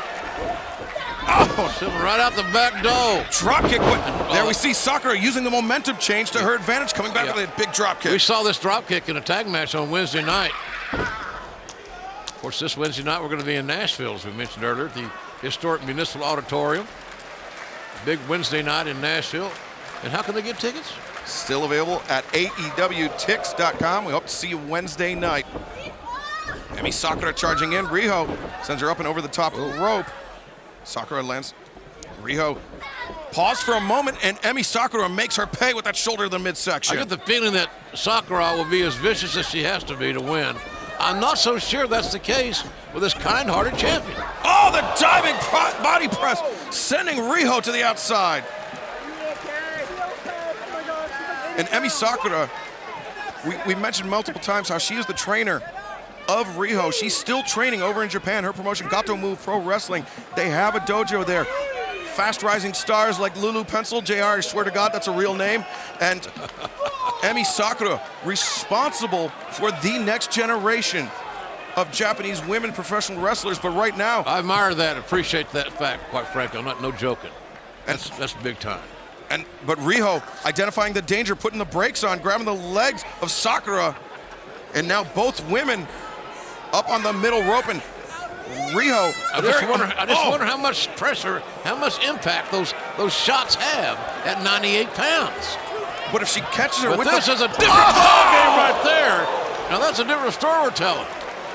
The javelin from the sky, that foot stomp coming right down on the heart of Emi Sakura. See, this is how you take advantage of your size or lack thereof, and your courage and your agility. We saw lots of courage. It takes a lot of courage to go from the top rope and do something like that. And one misstep and you're dead.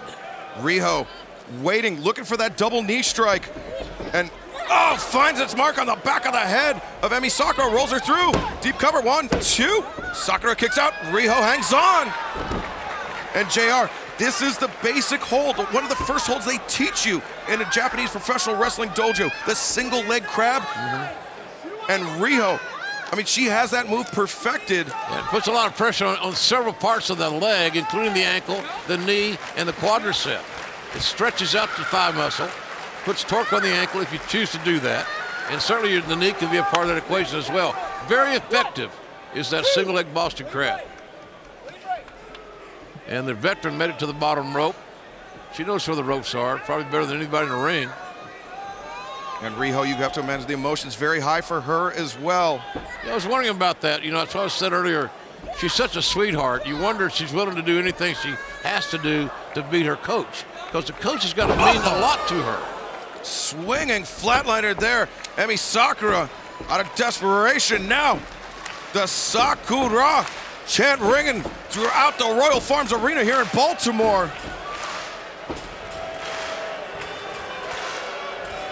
It's a catchy tune. I can't blame them for clapping along, but now Sakura, she knows better than this. She's wasting too much time. Oh, maybe. Oh, man. That cross body, nowhere to go for the champion. Rio, the first ever AEW Women's Champion, and a big disadvantage here. Maybe psychologically, trying to beat her coach. I mean, we've seen her overcome size disadvantages before. I mean, that's the story of her career, but specifically in Washington, D.C. On the debut episode of Dynamite, where Riho defeated Nyla Rose. Who would have thought that, really? Quite frankly, it was an upset. And she's been upsetting people ever since. Maybe someday we'll all believe in her, like we should. She's done nothing but win here. And now Sakura with that surfboard, the Romero special just rolling through. Wow. And think about the pressure on the shoulders, the knees, the spine. And Sakura, Bryce Remsburg is checking. Look at Rio's breathing. Her breathing is very heavy here, and rightfully so. She's gasping for air. It's a signal that she's in distress, even more distress than maybe she wants us to believe. And it all started with that cross body, with her strung up in the corner, driving the air, the oxygen out of her lungs. And now Emi Sakura perhaps with the mental advantage. Yeah, it didn't have a lot of impact, that shot. Emi Sakura, the 2009 Tokyo Sports Women's Professional Wrestler of the Year, the largest sports newspaper in Japan. Fans chanting for Rio. She's become very popular here as this young lady. If you ever meet her, folks, you'll understand what I'm saying. She's just a sweetheart of a person. She brightens up the room every time she's in it. Proud to be in America, proud of her country. Rio wants to take the title back. Oh, drop toe hold. Drop toe hold. That quick's how quick it can change when you're fighting a person like Rio. This is her game. Speed, suddenness. And Rio dials that up. The Tiger feint kick. The 619 across the face of Emi Sakura. Now Riho up to the top. Beautiful cross body. 1, 2, no! Didn't hook the leg, didn't bring the momentum forward. And the pop of the hip got her off her shoulders off the canvas. Nicely done by the veteran, saving some energy till she had to kick out. Oh, look at that Sakura digging her nails perpendicular across the spine of Riho. Yeah. And now just mocking. Are those alligator tears? Oh, they're crocodile tears. Oh, crocodile tears. I knew some reptile. Emi Sakura with the hammer throw reversed by Riho. Riho charges in, rising knee strike. You had to like the reversal real quick there. It was almost out of need, and then boom! Good Lord, a tilt-a-whirl backbreaker. Just freaking the champion in half. And now another one. Man, that's the sign of a veteran. Just following up, quick succession. And not the Vader bump, the Vader stomp. Oh, so vicious. And now Sakura. Oh, reverse Vader bomb. Vader into a senton. Turned in midair there. 1, 2. No, Riho able to kick out. But this is exactly the right game plan if you're cheering for Amy to win this match. Use her bulk, use her strength, slow it down. And she's done all those things. She's checked all those boxes here. Now, can Emi Sakura? Yeah. Can she put it away? That's what I'm double underhook. Processing a lot of information. Tiger driver. Here. Oh, look at that Riho. Yeah. Oh! What a desperation move by Riho. Sakura was employing everything I was trying to say till I got tongue-tied, for God's sakes. But the thing that I always admire about these Rio matches, she sustains as much punishment as anybody I can remember seeing, and then still comes back and survives and wins. She's like a more sane Darby Allin. Yeah, well, there you go. Are you inferring? So they're up. Emi Sakura to her feet, stops the 10 count. And Sakura, heavy chop across the chest. Yeah, right across that collarbone.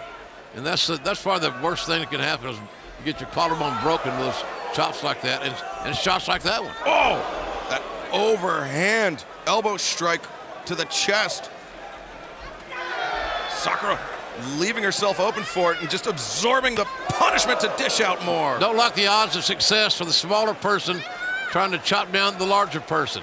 It normally doesn't work.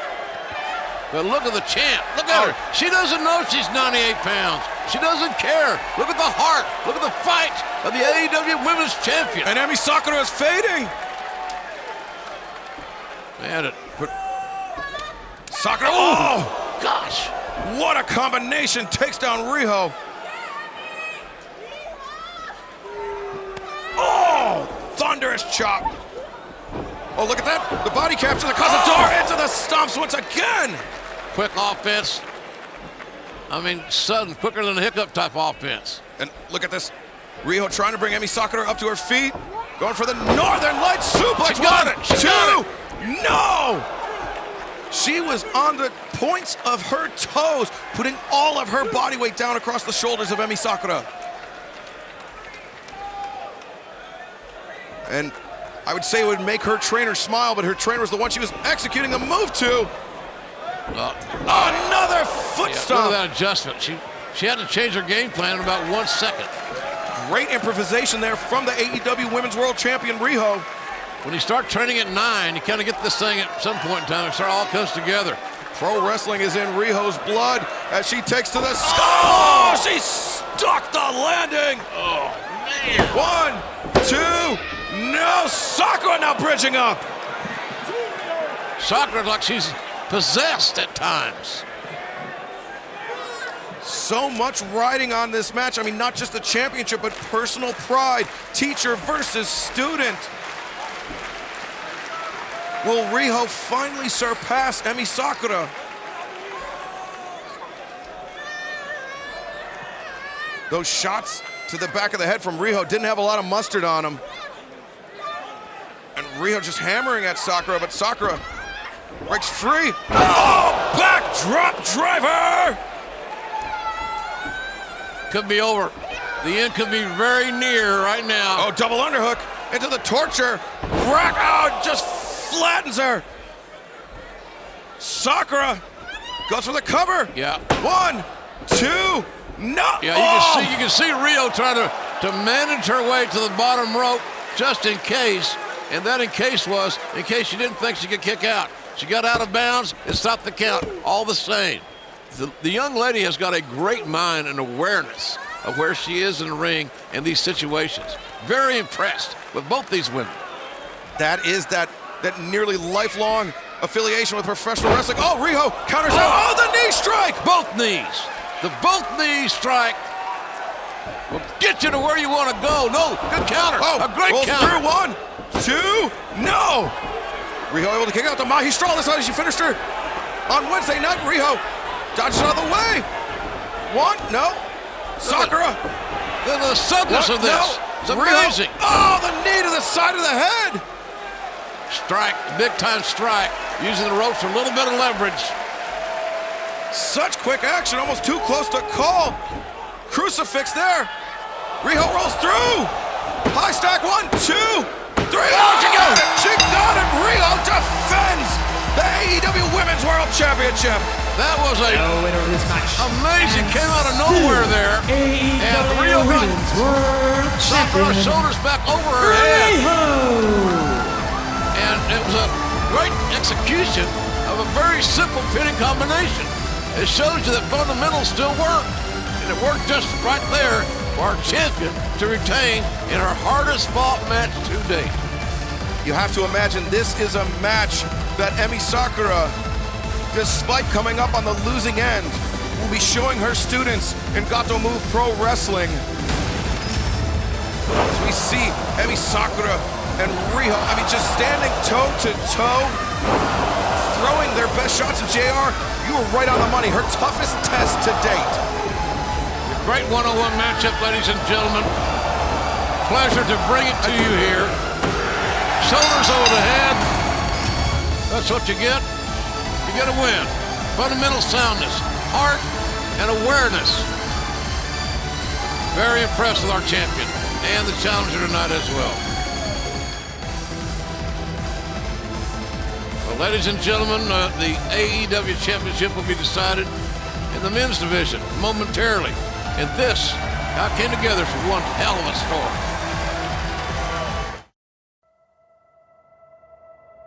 Give me a reason to live. There's not any part of me that's gonna be in the ring that's an EVP. Every part of me is a kid with a chip on his shoulder who probably wanted to beat this guy 10 years ago and thought he could. Give me a reason. I am Chris Jericho, and I am le champion of AEW. As soon as Cody told me that he was going to challenge Jericho for the title, I knew we were just going to lose him for this period of time. No matter who thinks they're in charge around here, we're in charge now. Chris Jericho is professional wrestling. You hear the chants of Cody. He has this connection with the fans that is very rarely seen in pro wrestling. He is the face of this company. However, he's not the champion. Winning that championship belt, it would be the pinnacle of his career.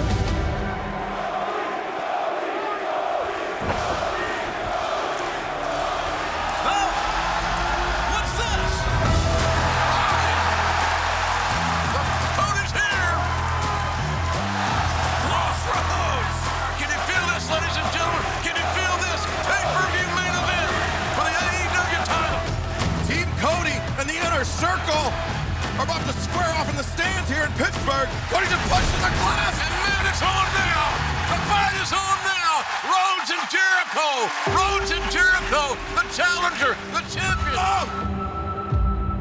We are here, and we are ready to sign the contract for the AEW World Championship bout between the champion, Chris Jericho, and the challenger, the American Nightmare, Cody.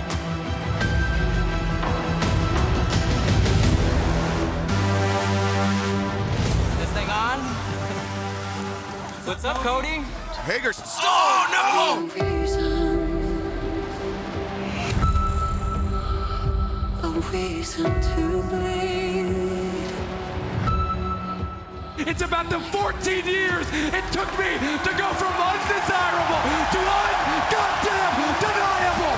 Jericho and Cody, what a war this is going to be. If I do not defeat Chris Jericho at Full Gear, I will never challenge for the AEW World Championship again. Chris Jericho, that is a very big if. At Full Gear, I beat you.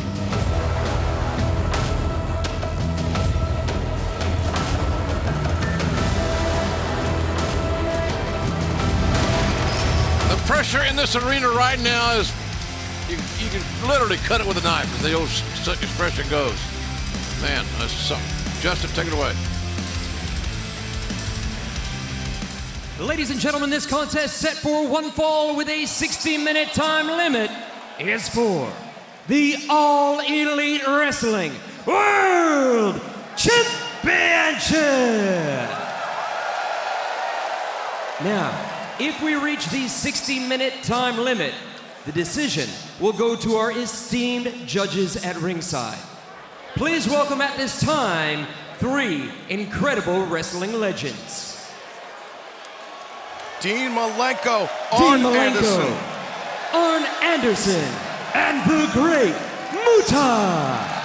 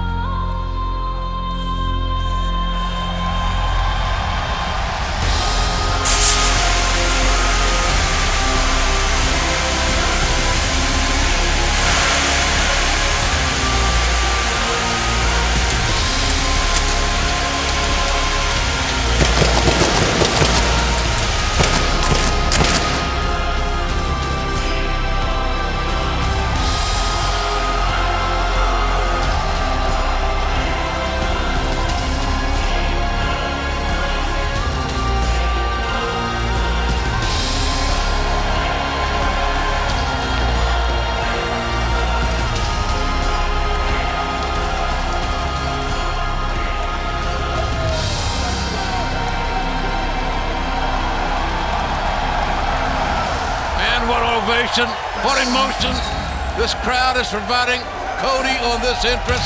We saw his mom there just moments ago sitting at ringside. There she is, Michelle. I've known her for 30 plus years. And Cody being escorted to the ring by his chosen cornerman, MJF Maxwell, Jacob Friedman, his best friend, his protege, the man he is personally grooming to be the next generation of professional wrestling.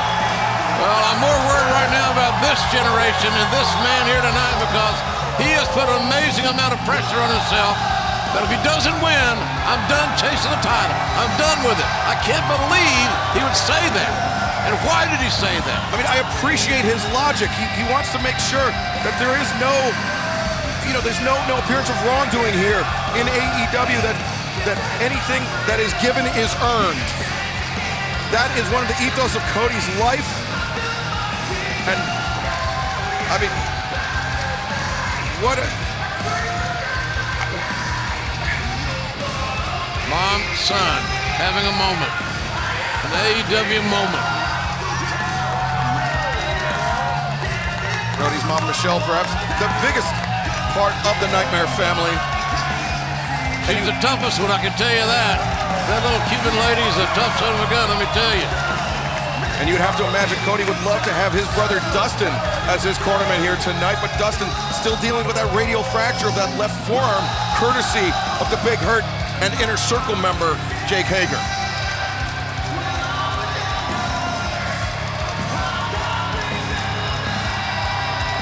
Big time feel. We said it earlier. Ron Simmons beat Vader here. Championship. History. Billy Graham beat Bruno Sammartino here. Big upset. History. This will not be an upset. But it could be history if Cody can win this championship here tonight. But let me tell you something, folks. It's not going to be easy. No matter the pressure this kid's put on himself, it's just not going to be easy.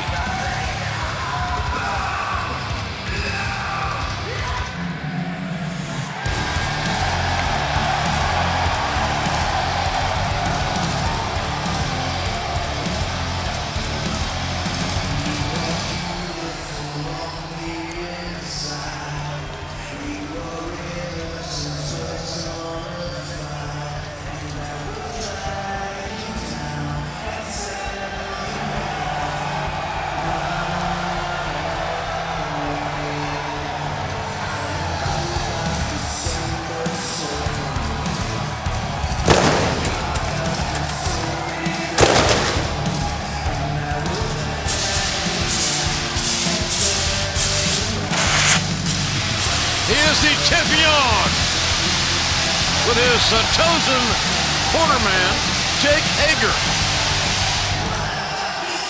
As Excalibur alluded to moments ago, Hager's the one that destroyed the arm of Cody's brother Dustin. Or Dustin, I'm sure, would have been the designated cornerman, or at least I assume that. Maybe I'm wrong. It's impossible to know what is going through the mind of Cody when he's preparing for a match like this. As you know, we've seen Brandy say in those pre-match packages that Cody just gets locked in. I mean, that was something that Jericho mocked on Wednesday night at Dynamite. But Cody's focus on this match is singular. He knows that this is the biggest test of his career, and he cannot afford any distractions whatsoever. The intense, highly talented Hall of Fame level champion, the first champion. And Jericho can always say that, his children can say that. The first ever AEW champion was Chris Jericho. No one could ever take that away from him, but tonight, the title can be taken away from him if it goes Cody's way. Can't wait for this. JR, you said it, big fight feel. Let's throw it down to Justin Roberts in the ring with the introductions of champion and challenger. Your referee for this bout, Aubrey Edwards. Introducing at this time, the challenger, accompanied to the ring by MJF. From Atlanta, Georgia, weighing 215 pounds, he is the grandson of a plumber. He is the father of a husky. He is the #1 contender for the AEW World Championship that's gone from undesirable to undeniable. He is the American Nightmare, Cody!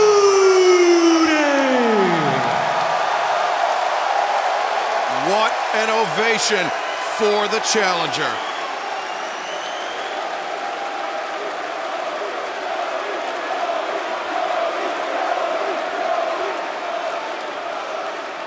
And his opponent, accompanied to the ring by Jake Hager.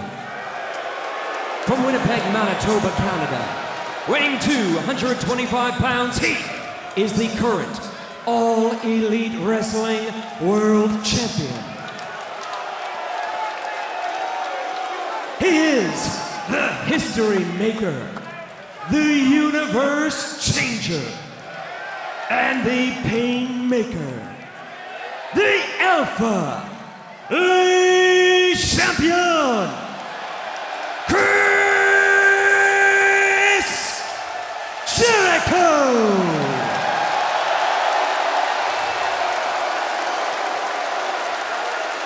The master of reinvention, Chris Jericho. Here today on his 49th birthday, and he has never been better. Oh, this could be a disastrous birthday. Good Lord. Or perhaps the best one of his entire life. Yeah, one or the other, feast or famine. So here we go. Hats off to Aubrey Edwards for getting this assignment. She's done a great job, as of all the officials here tonight, but Aubrey certainly stood head and shoulders above others at times. And we have referees that specialize in certain areas. Rick Knox in those multi-man tag team matches. Aubrey Edwards and these big-time singles matches. Such a great crew of officials, but right now it's all about that title. Beautiful championship. Shiny, bright, new.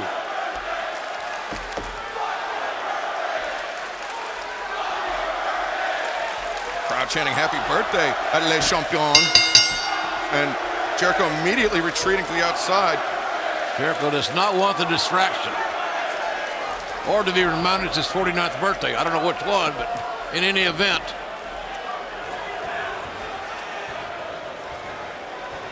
And you see Jericho with his own weight belt. Yeah, I've not noticed him wear a weight belt. No, that's a direct shot at Cody, one of his hallmarks, his sartorial hallmarks. So Les Champions got the bubbly on there.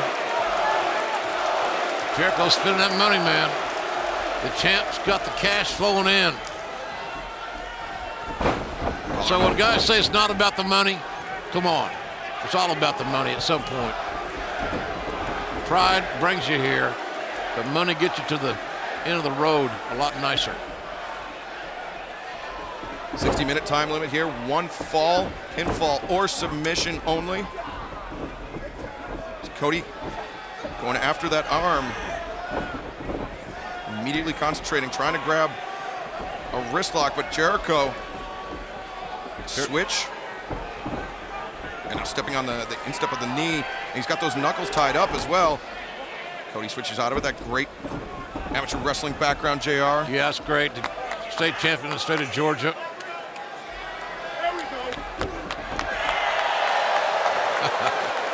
There you go. Something to think about. That's something to put in your champagne carafe and drink. Look how relaxed Cody is. That's kind of surprising, isn't it?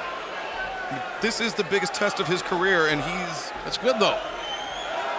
It's good, though, I think, right? Don't you think it's... Yeah, I mean, such a low resting heart rate, that can only help you, especially in this match with that 60-minute time limit. If there's anybody that could push Cody for the full hour, it is Les Champions Chris Jericho. As long as Jericho can dictate the pace, I agree with you. If Cody can kick it up to a gear that Jericho isn't as comfortable with, it could be a different story. But that's where Jericho's wisdom comes into play in his game planning. And JR, the thing that we have to remember is if it does go to a time limit draw, we do have those 3 judges at ringside, the 3 legendary judges, Dean Malenko, Arn Anderson, and Keiji Muto, better known in the United States as the Great Muta. There they are, watching on. I understand too, as I was told, it's not a point system. They'll they'll individually say who they thought won the match if it does go a time limit draw. Right, we saw the pad of paper in front of the judges, and so they can take notes, and so they can ultimately determine who will be champion in the event of a time limit draw. Let's hope it doesn't go that far. I want to see a winner. It's decided in the ring, not on a pad of paper.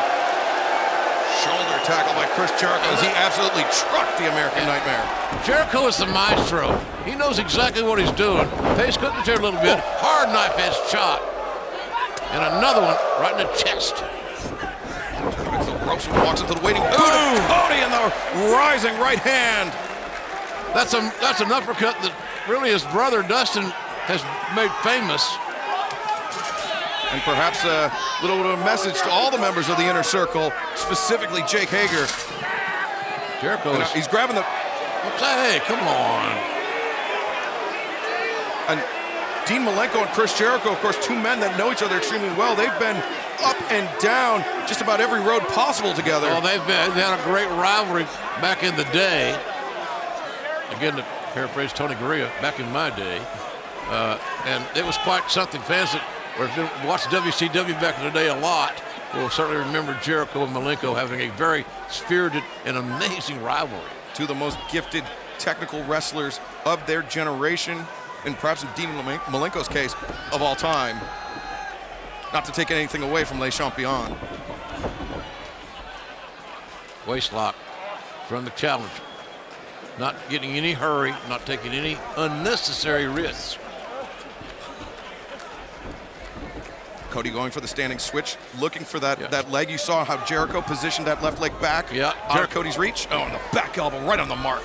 Good strategy by Jericho. He knew what was coming. He made sure his feet were away and out of harm's way, more specifically. Takes down, it hurts, restricts him being taken down as easily. Oh, that's one way to break the grip right there. Kind of unique, but it worked. Right into the hammerlock. Cody's doing a lot of upper body work here. Just worked on both arms so far. Focused on a little bit there, just taking what's there. Cody working on the fingers of Jericho, trying to get him to relinquish that grip. Cody, the wrist lock, and goes right back behind Jericho. Quickly counts. And now, Jericho sent to the outside. And Cody. Tope Suicida! Driving Chris Jericho spine first into the barricade. Cody taking a big chance there. And JR, I have to point out that Tope was right in front of the judges. That has to be intentional. Could be. Could be. Good thought. Missile drop kick. Cover the hook of the far leg. You can still have been not enough chest on chest there. Cody would admit that himself, but nonetheless, Cody is in control. That's what he wanted, to establish some control early, and now he's right back on that arm. And JR, if you notice, that's actually the right arm of Jericho, which he uses on that spinning back elbow, that Judas effect. Right. And he's also naturally right-handed, so it's his dominant arm. Anytime you can disable the dominant arm of anybody you're fighting, you're a little bit ahead of the curve. But you're right. If that Judas effect elbow can be neutralized or eliminated, it takes you right on down the road a little farther. But Jericho, I mean, he's got so many tricks up his sleeve, so to speak, that, I mean, you take away the Judas effect, then he's got the lion tamer. Yeah, he can beat you in other ways, but he lacks the Judas effect because he's stationary, he's got a wide base, it doesn't hurt himself, he pops the hips. It's a very simple, sadistic process for Jericho, whose face is turning bright red. Cody, yeah, he's got that top wrist lock, and now with the the arm capture, the stomp to the elbow. And that, I mean, not only puts pressure on the forearm, the elbow, but also the bicep and the tricep. Really sound wrestling match here. Again, that right arm. He's actually going after the left arm. He's going after both arms, yeah. And he could be looking to neutralize perhaps the code breaker. I mean, he's trying to take every single tool out of the bag of Chris Jericho. Beautiful power slam. Power slam. All of the late Buzz Sawyer. Nice power slam there by Cody. And Jericho, I'm not sure he expected this much intensity. From the challenger. Jericho landed on the outside and that rampway pretty damn hard. A very awkward landing. Cody in big time control here. So not making a mistake, not taking any crazy chances. Cody coming over the, oh God, oh God. Jericho able to move out of the way, and Cody took a header. He took a header right in the, look at, he went face first. Yeah, look at the spot. You can see the spot of blood on the rampway. Cody went face first with the header after Jericho moved. And now the challenger is going to have to fight with a severe disadvantage that may hamper his entire vision. Look at the size of that laceration over the right eye of Cody. Nasty. I mean, Aubrey Edwards has to be thinking about a stoppage at this point. Dr. Sampson there to take care of the injury, which is, at least he's not stopping it, at least yet, right? Yeah, Cody's trying to return to the ring. He knows that Dr. Stoppage would, I mean, not only would that end the night, but it would also end his chances at ever challenging for the title again. Yeah, and it might be Excalibur the right thing to do, quite frankly. I'm not advocating this match end, and there's a mother looking on with a just very concerned look on her face. She's seen the Rhodes family bleed before, trust me. Yeah. But seeing it from your baby boy is a different ball game. Jake Hager just. See now, we don't need that. He's got to get a chair for Jericho to sit and wait. And I don't know if we can take another look at how Cody landed on that rampway, but it was head first. Yeah, and he also got his ribs there, Excalibur. He got all torqued around there. So there's not a secret injury, but there's another injury that's not as prominently displayed. Watch this. Yeah. Watch this. Barely able to get his hands on. Right there, right on the right side of the rib cage. Exactly. So he does the header, busts himself open, thanks to the rampway. But the serious heavy-duty damage, may be done on those ribs. And Jericho's going to find out. Now concentrating on that target. He's looking for a Dr. Stoppage. That is the clearest path to victory for Chris Jericho. As long as Jericho doesn't break his right hand, it's a great plan because you know where he's going. Sending Cody to the outside, and perhaps that was intentional right in front of the judges so they can get a good look. Oh, Jake Hager! Well, anybody in the world could see that was going to happen. The referee gets taken out of business. Jericho leads her astray, while all the time giving the eye to Hager to go do your damage. You know what you're supposed to do. Stop him, you save your life. JR, we talked about the history. He just said he's not going to, don't stop it. He was asked, and the referee's got to ask. The referee's got to keep great eye contact with these athletes that are injured. And that's hard when there's blood just streaming down the face. And you got to keep communicating with them in some way. He was only a little physical. Man. Jericho just draping Cody. Enough to dry. Abdomen first on that top rope. We talked about the history between Jericho and Dean Malenko. What about the history of Arn Anderson and the Rhodes family? Yeah, it was competitive and very competitive. But ended in a very begrudging respect. Oh, yeah, absolutely. There's no doubt about that. But there's always going to be that great rivalry. If you ask them, and could ask them both. But nonetheless, look at Cody's fighting with everything he's got because then he's shot back, goes rights and lefts. Right hand, found his mark, and Jericho. Kitchen sink sends Cody for a ride. Yeah, Jericho used the momentum of Cody coming off the ropes to bury his knee, not go for the cover. And remember, I'm still saying that torso injury or the ribs, the abdomen, whatever it may be, on Cody is going to be a difference maker. He can't get his breath. We can see how he's breathing from where we're sitting. Yeah, I mean, it looks like the blood flow has been somewhat stopped. At least it's not flowing directly into Cody's eye. Oh! But not if Chris Jericho has anything to say about it. Jericho has sensed what we're talking about long before us, that Cody's injured. Cody is injured, and those ribs and that lower abdomen area has been affected in a very adverse way. And the third judge at ringside, Keiji Muto, the great Muta, perhaps the most impartial judge in this match, the Japanese Hall of Famer. I don't think that Arn's judgment is rivalry with Dustin will have anything to do. I think those guys are all classy guys. Yeah, I did not mean to impugn the respect of Dean Malenko or Arn Anderson, but... No, they're going to call it, right now, what would you call? I think all Jericho, if this match ended right now. Cody had that great flurry at the beginning, but Jericho's just been dominating since he belly flopped on that ramp.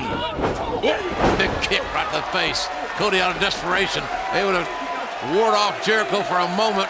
Big chance here with a challenger. And nobody there on the moonsault. Nothing but canvas. The far leg is hooked. Body on body and a near fall. The champion with a 2 count. Looking for a 3. It does look like the doctor was able to stop the blood flow over the eye, but that doesn't mean that Chris Jericho can't open it right back up at any moment. But right now, he seems to be content to focus on the ribcage, the abdomen of the challenger. Cody fighting back up to a vertical base. Jericho, though, staying low and muscling him back down to the canvas.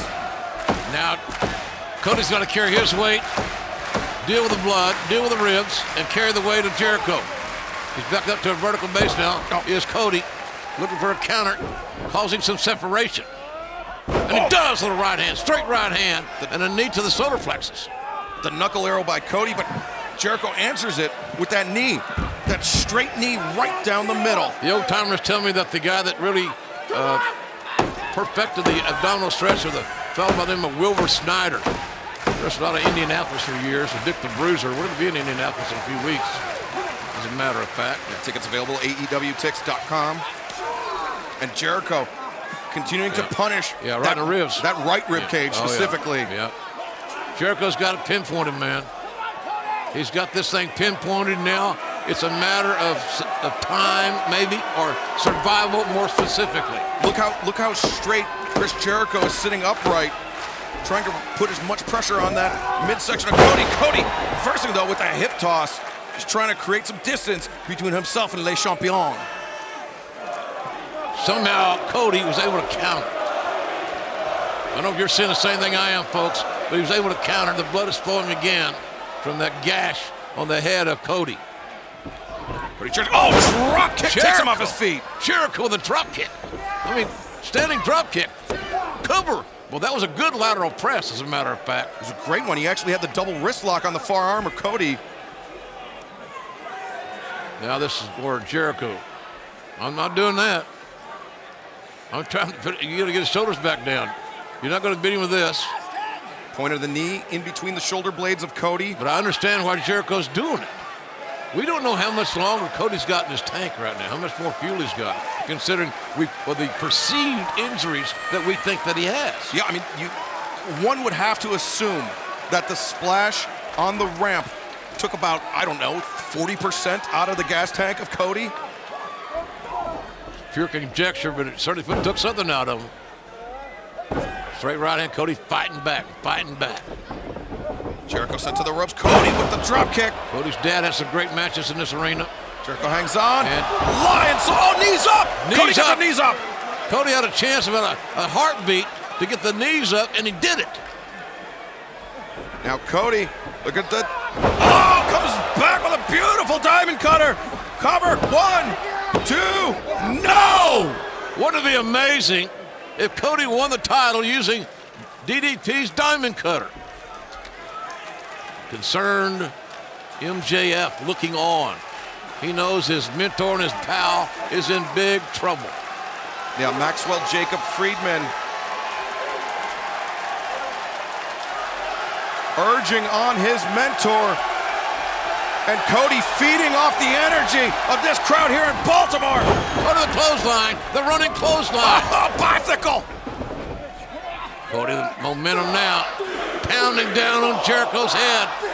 Putting some knuckle knocks on that forehead. Oh, 10th big shot sends the champion to the outside.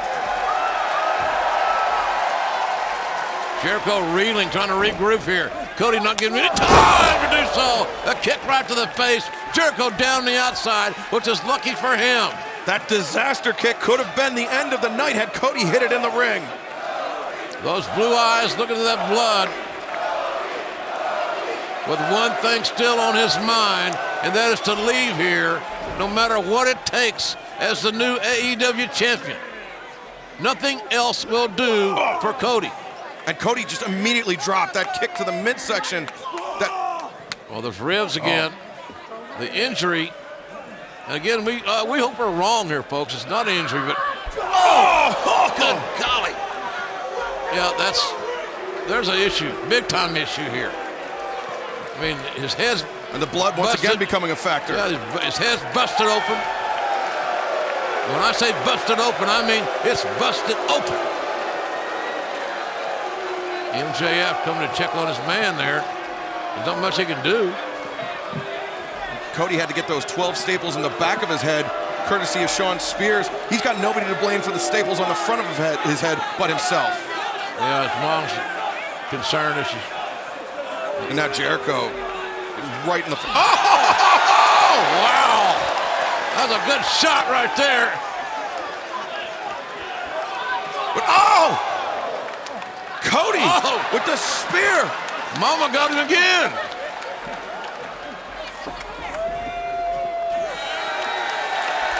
Mother and son embrace, but Cody can't afford to take his eye off the ball. Chris Jericho's just so dangerous. A mother and child reunion in Baltimore of some sense. What a song. Michelle got a couple of nice shots in. Jericho looking for the tiaras. The water wheel drop. One, press. Here we go. Two. No. What did Bob Holly used to call that move? You don't know that, do you? Now that you asked, you put me on the spot. I can't remember, but I mean that spine buster. I'll tell you over dinner. That spine buster. I mean, it's when Double A used to do it. He would hoist his opponent up and drive him down. Right. Cody using it just like a water wheel, pulling on the heels to drive his opponent, not just the spine, but also the back of the head into the canvas, disorienting Jericho. Cody, little woo for you and me, and a figure 4 for Jericho. Alabama Slam. Ding, ding, ding. You win the prize. And it's not a new car. Look at Jericho. He's suffering now. Jericho is suffering. And also, you got to think, how bad is this hurting Cody to try to put the pressure on? Now, Jericho trying to turn Cody over, which would reverse the pressure. Reverse the pressure on the knees. Now it's more of an Indian deathlock, like assortment of joint manipulation. And you see Cody working on that toe of Jericho, trying to position it under and bring it over the top, and Cody makes it to the ropes. Now here's the thing. Hager! Damn it! A right hand to the side of the head as Aubrey Edwards was checking out Jericho now. Get his ass out of there, Aubrey. Run him out of here. Send him to the back. Hellfire. And now, Jericho sent to Hager. Cody, this could do it. On a roll. Well, let's do it. Let's do it. Oh, no. God dang. Right hand. There's no way the referee could see it. There are bodies between her and that fist. And maybe that's a break for Cody because of the disqualification. He's not going to win the title in disqualification. So maybe that's a break. Jake Hager's been ejected from the match. Good call, Aubrey. Good call. Aubrey that's the right thing to do. But think about how dangerous those hands of Jake Hager are. Oh, no! MJF opened his mouth a little too much there with a very angry Sooner who's not playing fair tonight. And now we have a contingent of officials coming down to the ring to remove Jake Hager from the ringside area. But while all this is going on, Jericho has the title in his hands. Referee's distracted. Oh, gosh! Just brained Cody. And then he got rid of the evidence. Then Jericho got rid of the evidence like a wise veteran that he is. Audrey Edwards, she's not aware of what went on. All she can do right now is count. And a count out is good for Jericho. Look at that knot on Cody's head. Right above that right eye. That's hideous. That's goose egg level. Jericho making the long crawl. 1, 2. No! Don't count the American Nightmare out yet. Jericho really believed that on that pinning combination that he had it. He gets rid of the evidence, does the crime, doesn't want to do the time, gets rid of the title belt, no evidence. I've been watching a lot of Law and Order. What that Mariska Hart? Oh, he went for the Judas effect. Oh, cross ropes. New champion. Here we go. Get him, Cody. Pull him tight. Oh, no. Wow. The ultimate near fall. The ultimate near fall. And look at that cut. That cut, but also the dejected look in the eyes of Cody. And man, what a war. What a battle we're seeing here for the AEW title. And look at his mouth. Look at how hard he's breathing. He's not being able to take a full breath is my suspicion because of the injuries to his ribs and or other areas affected in his torso. And think about how much core strength it takes for that crossroads to swing your opponent around and to perform that maneuver. Cody might have thrown his best shot at Chris Jericho. Right hands being exchanged as both competitors on their knees. Now it's just getting sickeningly aggressive and violent. Straight shots at heads and faces and brains and getting scrambled. Here we go again. Cody, flip-flopping, flying maybe time. Look at this. Little American Dream action. Yeah, baby. Come on with yourself. Point of the elbow, crown of the head. Bionic elbow. Bionic elbow. It's got to be the bionic elbow. My God, how close was that? Oh, what would it have meant to Cody's life to win the title using his dad's bionic elbow. And I can tell you one thing, Arn Anderson, Muda, and Malenko all are aware of the bionic elbow. Stop to the midsection. Cody's able to avoid the Judas effect once. Will he be able to? Oh, there it is! The counter, the anti-air by Jericho. 1, 2, no! Man, MJF's got tears in his eyes. He's concerned for his friend, but Jericho isn't. And I mean, all Cody is focused on right now is survival. But MJF, you have to know in the back of his head, he knows that ultimatum that Cody laid down, that he will never challenge for the AEW World Championship again if he were to lose here tonight.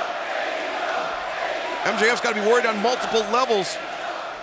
But the champion, Chris Jericho, with a decided upper hand here.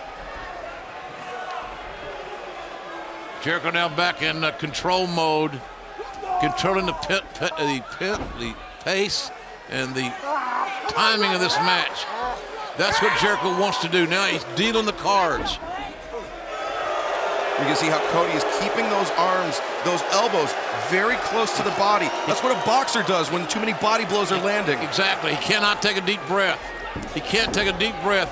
The supply, his own oxygen supply, his own fuel supply is waning. And now Jericho taking off that beautiful bell and whipping Cody like he was a damned animal. No more than a damned animal. Oh, God almighty, leather cut into flesh. It's sickening. Good God almighty, stop this damn thing. It's not a no disqualification match. Man, I'll tell you what, You can tell Aubrey's a fan because she wants this match to continue. A lot of officials would have filmed that deal out right there. And that would have pissed off Cody and everybody else here. But still, a title would not change hands on a disqualification on Jericho. But it would have to, you would imagine, result in an immediate rematch for Cody. That could. Cody breaks free! Nice straight kick with Jericho sitting, teetering, and tottering on the top turnbuckle. Man, this is risky business. Cody up top, looking for the Hurricane Rana. Jericho blocks it. Oh, step, oh no! He steps through! And he drags him towards the center! Sets back the Lion Tamer! He is wrenching back! Jericho looking to win it by submission. Cody fighting with every ounce of breath that he has. Every cord is trying to get to the ropes, trying to break the hold. Just get my ass out of this predicament. Cody making the long crawl towards the ropes. Jericho sits back. He's gonna tap. So close to tapping. Fans chanting for Cody to will his way back into this fight. He makes it. He's out of bounds. No. Jericho. And immediately returning to the cut. Jericho hammering away at that open wound. And they were closed fists. Our referee is beginning to lose her patience. Oh, look at this! Hey. Inside cradle one! Look at this! Two! Could it be? Oh! Chris Jericho very nearly hoisted by his own petard. Jericho is hell-bent. He'll walk through hellfire and brimstone to apply this submission. And MJF with the... What's he doing with the towel? Oh, Jericho stomping the head! No. God almighty! And then he sits back! It's enough! Cody's... Look at the position he's in. The referee's an anguished look on her face. Oh, God! Look at the... Oh! Oh! With the thousand! That is it! The chosen cornerman of Cody has thrown in the towel. MJF could not bear to see Cody go through any more punishment. Ladies and gentlemen, MJF has thrown in the towel. Your winner and still All Elite Wrestling World Champion, Chris Jericho.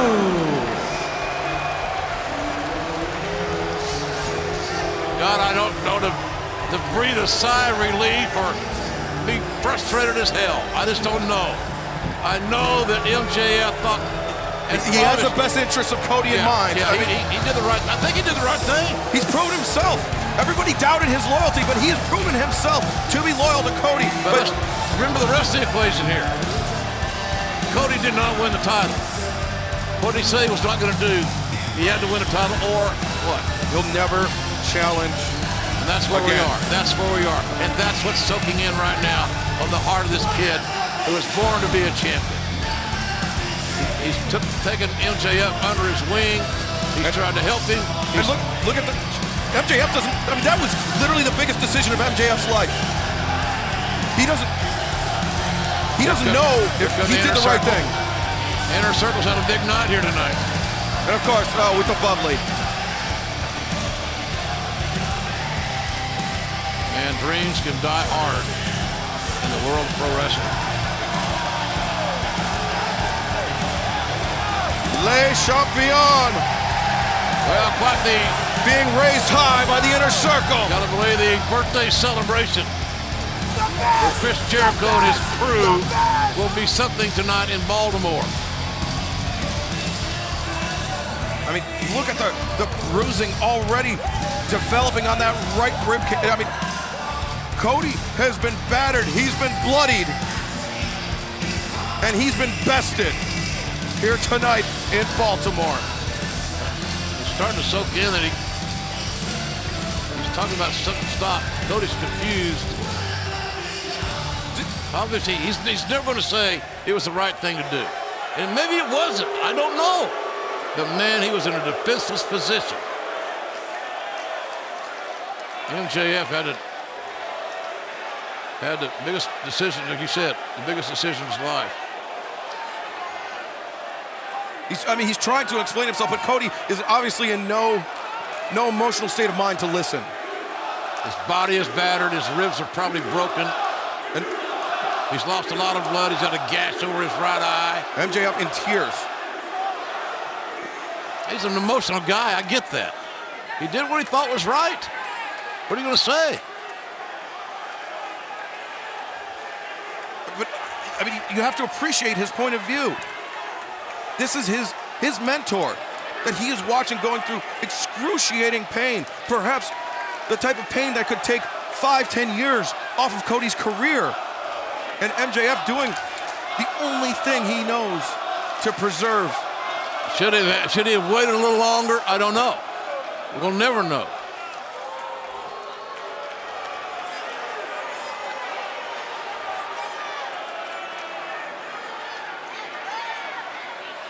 MJF saying I'm sorry. Oh! What the hell? You little bastard! What'd you do that for? I'll be damned. You have got to be kidding me. What kind of human being would do that after all that Cody has done for MJF?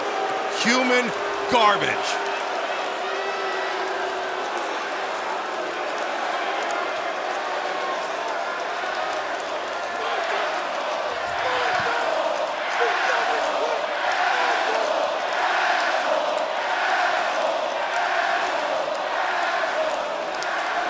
What a despicable sight.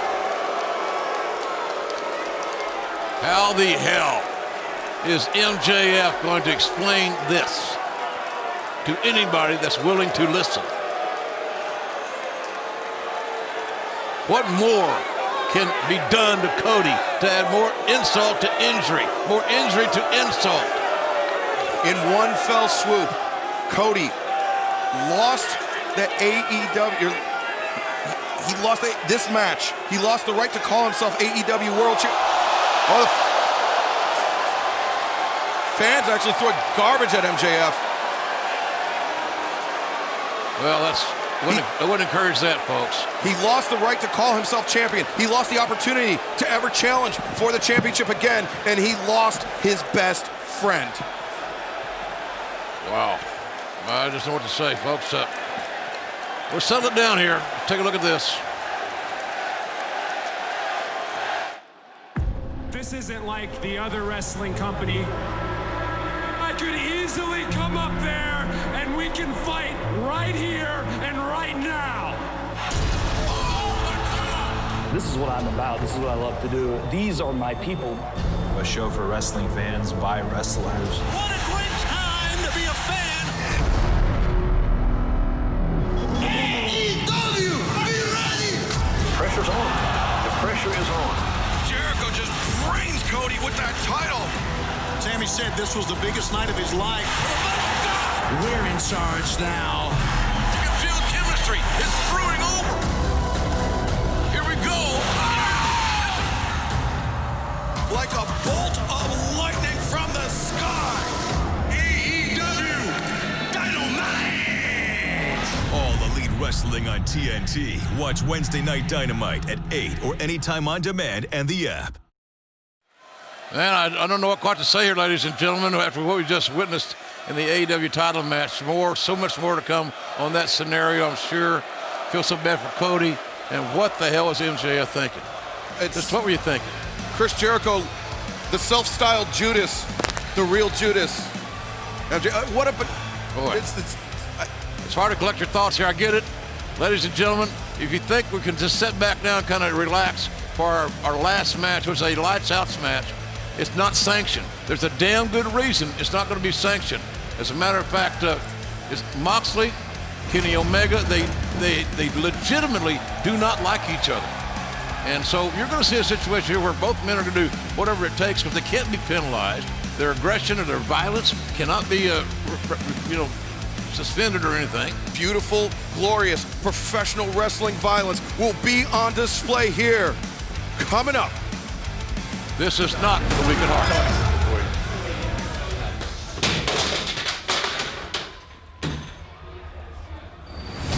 We can't sanction this match. I understand what you're saying. You're the purveyor of violence. You're saying it doesn't count. Yeah, technically it won't count against your win-loss record. It's going to be a great match, but we can't be responsible for what happens. We have to make it a lights-out match. Kidding me, man. Win over Kenny Omega. I've been working for this. I've been working for this for months, ever since I showed up here. I had the balls to go after the top guy, your boy. And now you say it doesn't count. I'm unsanctionable? What happens to Kenny Omega is now on your hands, all right? His ass is on the line because of you.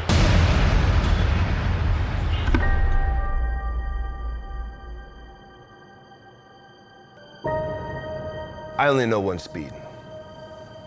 I put my foot on the gas pedal and I press it to the floor. For a while, that got taken away from me. And I'm never gonna let it get taken away again. You know, you got this guy who's got all this hype behind him. Oh, he jumped ship. He came from the largest promotion in the world. Everybody was talking about Jon Moxley. The world was talking about Jon Moxley. The legend of Kenny Omega, the greatest wrestler that ever lived. The Rembrandt, the Van Gogh of professional wrestling. I know that you want to make a statement probably more than anyone. And that fuels me. Everyone wants to be the best, right? Right?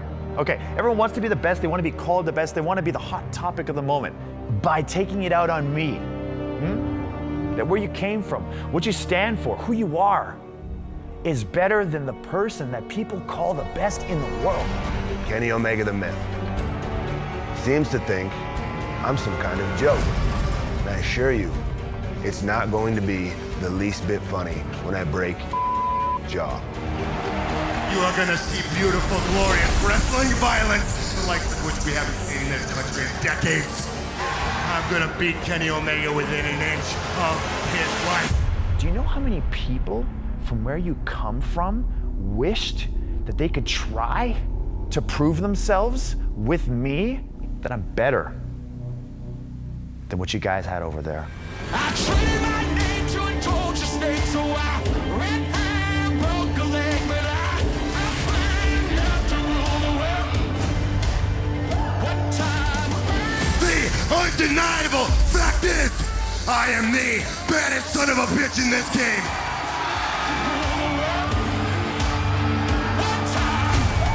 These two titans squaring off.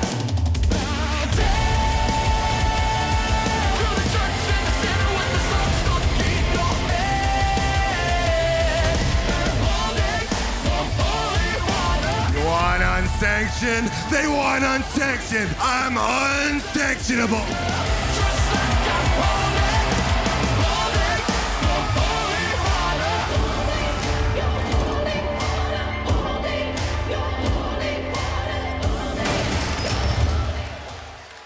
Ladies and gentlemen, the lights are going to turn off. When they come back on, AEW will not be responsible for the match that is about to take place. There will be no time limit, no countouts, and no disqualifications. Anything goes in this unsanctioned lights out match.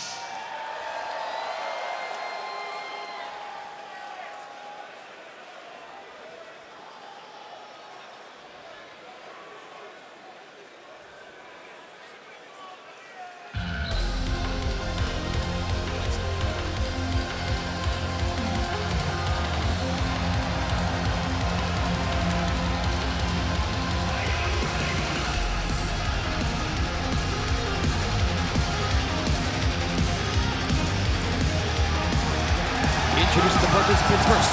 From Winnipeg, Manitoba, Canada, weighing 215 pounds, he is Kenny Omega!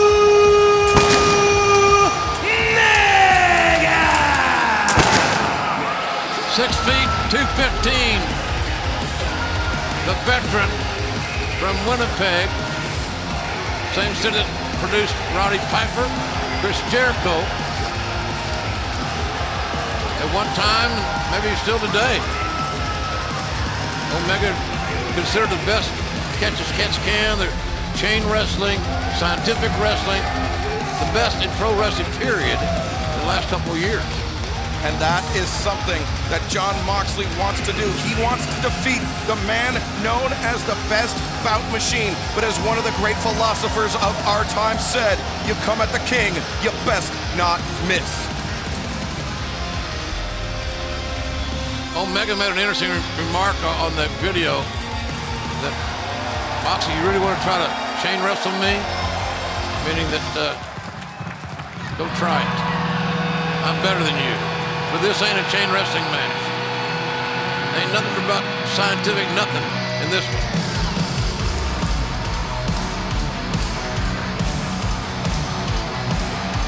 Oh, Moxley making an entrance through the crowd.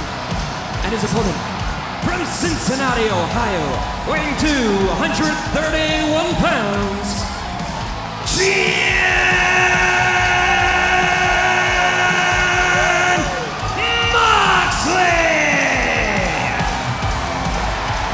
Those yellow letters written down his back, M-O-X, Jon Moxley, coming through the crowd. He'll never be caught from behind again. So unpredictable. He wants to moxify Kenny Omega here tonight in any way, in any form that it takes. This match will not count on their one-loss record. It will not get either one closer to a AEW title match. It's purely personal. And referee Paul Turner drawing the duties for this match. Paul Turner was actually on the receiving end of that paradigm shift from Moxley. Yeah. Moxley was warned the next act of physical violence against an official will result in a fine, a significant fine. Well, my point here, why is Turner in this match? Oh! But nonetheless, here we go. It's not going to be pretty, folks. It may be bowling shoe ugly at times, but it's damn sure going to be a slobber knocker. Look at him. Oh, Omega laying in some heavy shots to the side of the head and a chop across the chest. Omega firing right up on Jon Moxley. Moxley with the swing and the miss. Omega with a high boot. The Yakuza kick taking Moxley down. And you see that knee pad, or that elbow pad, excuse me, on the right elbow of Moxley, where he had that MRSA infection surgically removed. Oh! Right, no, that good, crisp right hand, and Omega says no more momentum. And look at this. A black hole from Jon Moxley. First time I saw that was used by the Big Boss Man. A sidewalk slam action. That may be the most scientific thing that Moxley does in this entire damn match. And Moxley immediately. You're on sanction, huh? It's time for some fucking garbage. Oh boy, he's not gonna repeat what he said, but you get his intentions. Jon can be rather blunt at times.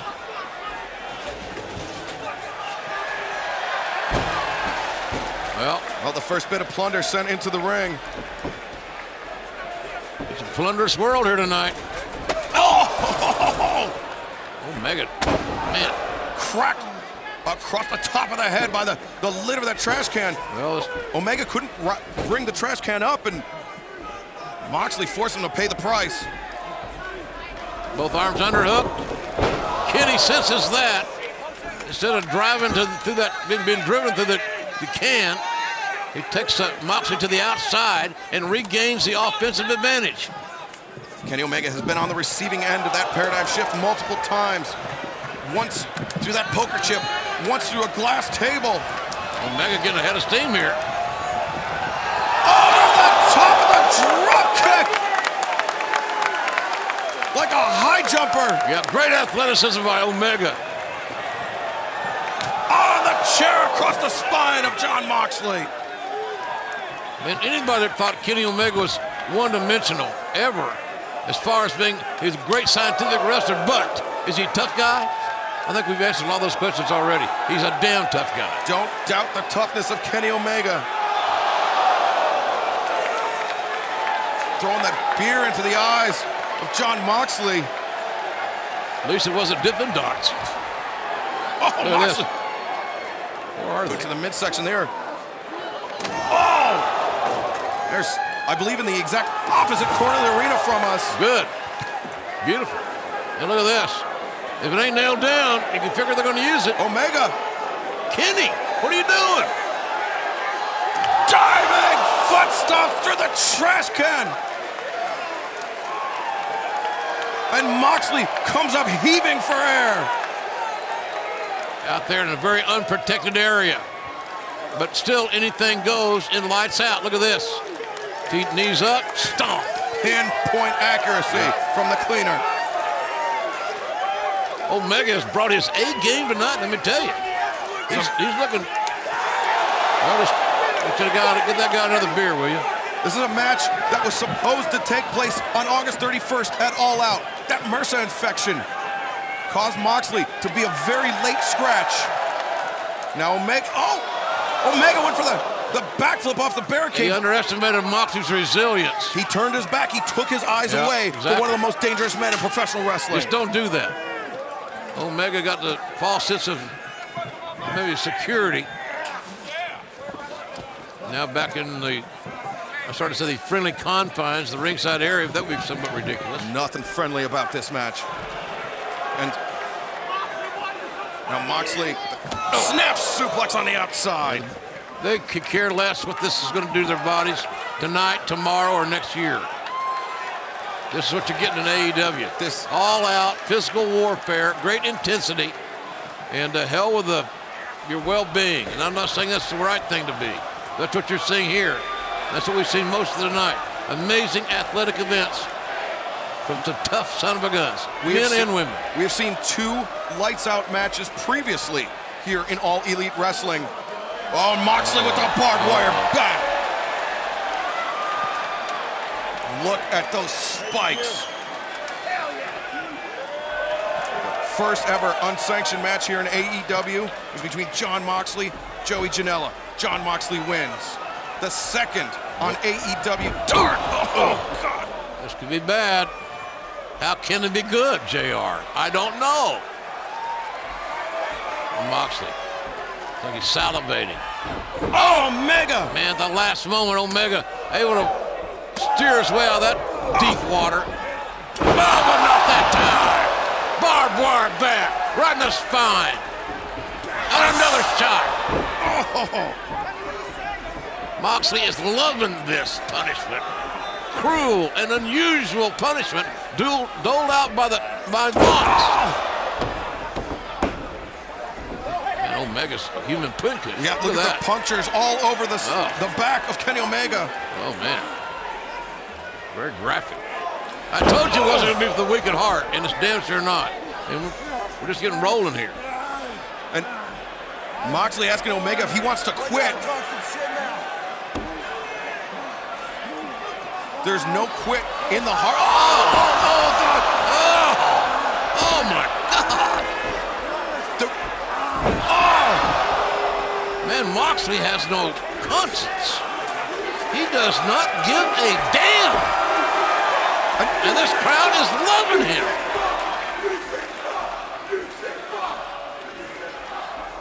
The second ever unsanctioned match here in AEW on AEW Dark between Kenny Omega and Joey Janela. Kenny Omega won that one. Does Kenny have the same amount of sadism in his heart? Look at his back. As Jon Moxley. Omega trying to keep that barbed wire out of his face and eyes. And Rick's the eyes himself. Gouging the eyes of Moxley. It works in a lot of street fights. That's what we got here. Omega. Ducks under. There's the speed of Omega. Moxley breaks. Oh! Raking the bat across the arm. Oh! Moxley tried to ward that off. Got a little of it. Man. Omega says, what the hell is this possessed human being doing to me? The previous 2 lights out matches. Stop pile driver! On the can. Head on the can. Can wins. 100 times out of 100. we called those previous matches career-shortening matches, but I mean, this could very well be a career-ending match. Let's hope not. Let's not go there. Now Omega looked at the bat, decided, no. I got another idea, apparently. The cleaner could be looking to sweep out the... No, he's not. Well, Devon, get the tables. And Omega now with that... Hey, you just might want to move around over there. You come to AEW, you never know who's going to be sitting beside you. Omega, now he's gonna sweep up the trash. The cleaner is going to do some serious extreme cleaning. I've heard of spring cleaning. This is extreme cleaning. And what's good for the goose, you gotta believe. Oh! A can to the face. A blindsided attack, and Jon Moxley. Oh, Moxley hit. Oh, in the back of the head. And think about all those nerves in the scalp of Jon Moxley just radiating pain, immense, significant pain. No! God almighty! Ladies and gentlemen, what are we seeing here? What are we witnessing? Oh, this... Oh. And the... Oh, the cleaner! Look at the cleaner. This ripping scar in the back. This flesh, the epidermis being hung on the barbs. And look at Moxley. Oh! Good God almighty, ladies and gentlemen. What price are these men paying for the sake of this event and to settle this score that's gotten way out of hand? Smartest decision AEW made was not sanction this damn thing. Yeah, man, you're right, ma'am. I am too. Disbelief written on the face of the crowd. And some drunk guys said, how do they do that? No, damn it! Get that, no! Paul Turner asking Jon Moxley if he's ready to give up. My money would be on no. As Omega dropped to hold on. Face first, right into that barbed wire again. Omega's got him set up, perhaps looking for the Kotaro Crusher! Omega's wrist, I think, came into contact with that barbed wire. Well, this matches the rest of his skin. I mean, you play with fire. Here we go. 1, 2. Near fall. One of the few near falls we've seen in this matchup because these guys have been too busy beating the hell out of each other and torturing each other to go for a pin. They want this to have no questions asked when it's all said and done. One winner, one man is a better man tonight. Who's it going to be? But I mean, think about this. This is just ego. There is no strategic advantage to this match in terms of the title picture, in terms of your win-loss record. Omega. Now, what's he doing here? He's blocking, actually. I see what he's doing. Blocking the ring post cam, but I mean. Uh-oh. Omega's got. So he could do this all day. And as he hoists up the green overalls, Omega heading up top. Oh! Back flip of the trash can. Shoulders are down. 2. The shoulders are down. They got a near fall. Omega could have swore he's getting 3 out of that one. And by God, he got close. He got very close.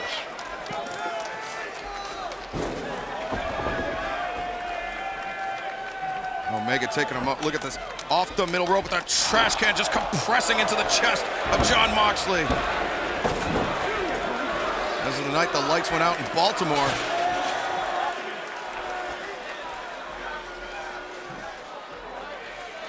Oh. Wait a minute. What Those are mouse traps. All set to explode. Wow. Now this is a first for me. I don't like dealing with one of those damn things. There's such a handful of handful. There's got to be 50, 60 mousetraps affixed to that board. Oh, Omega turned his back to Moxley. Who's getting the cheese? Look at these shots. They can't help themselves, folks. There is absolutely so much competitiveness here. And those boxing elbows from Jon Moxley. Oh! Boom! Blocks the lariat. There's Omega! Oh! That's the difference maker, that big knee. And Mox just dropped Omega with a thunderous, uproarious clothesline. Through the bruising, the battles, and the blood and the beer, here they go. And now can you build a better mousetrap? Maybe the question here. Yeah, you can build 60 of them. Now Moxley.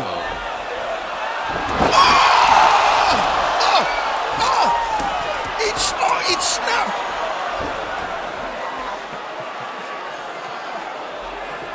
That's a first for OJR, folks.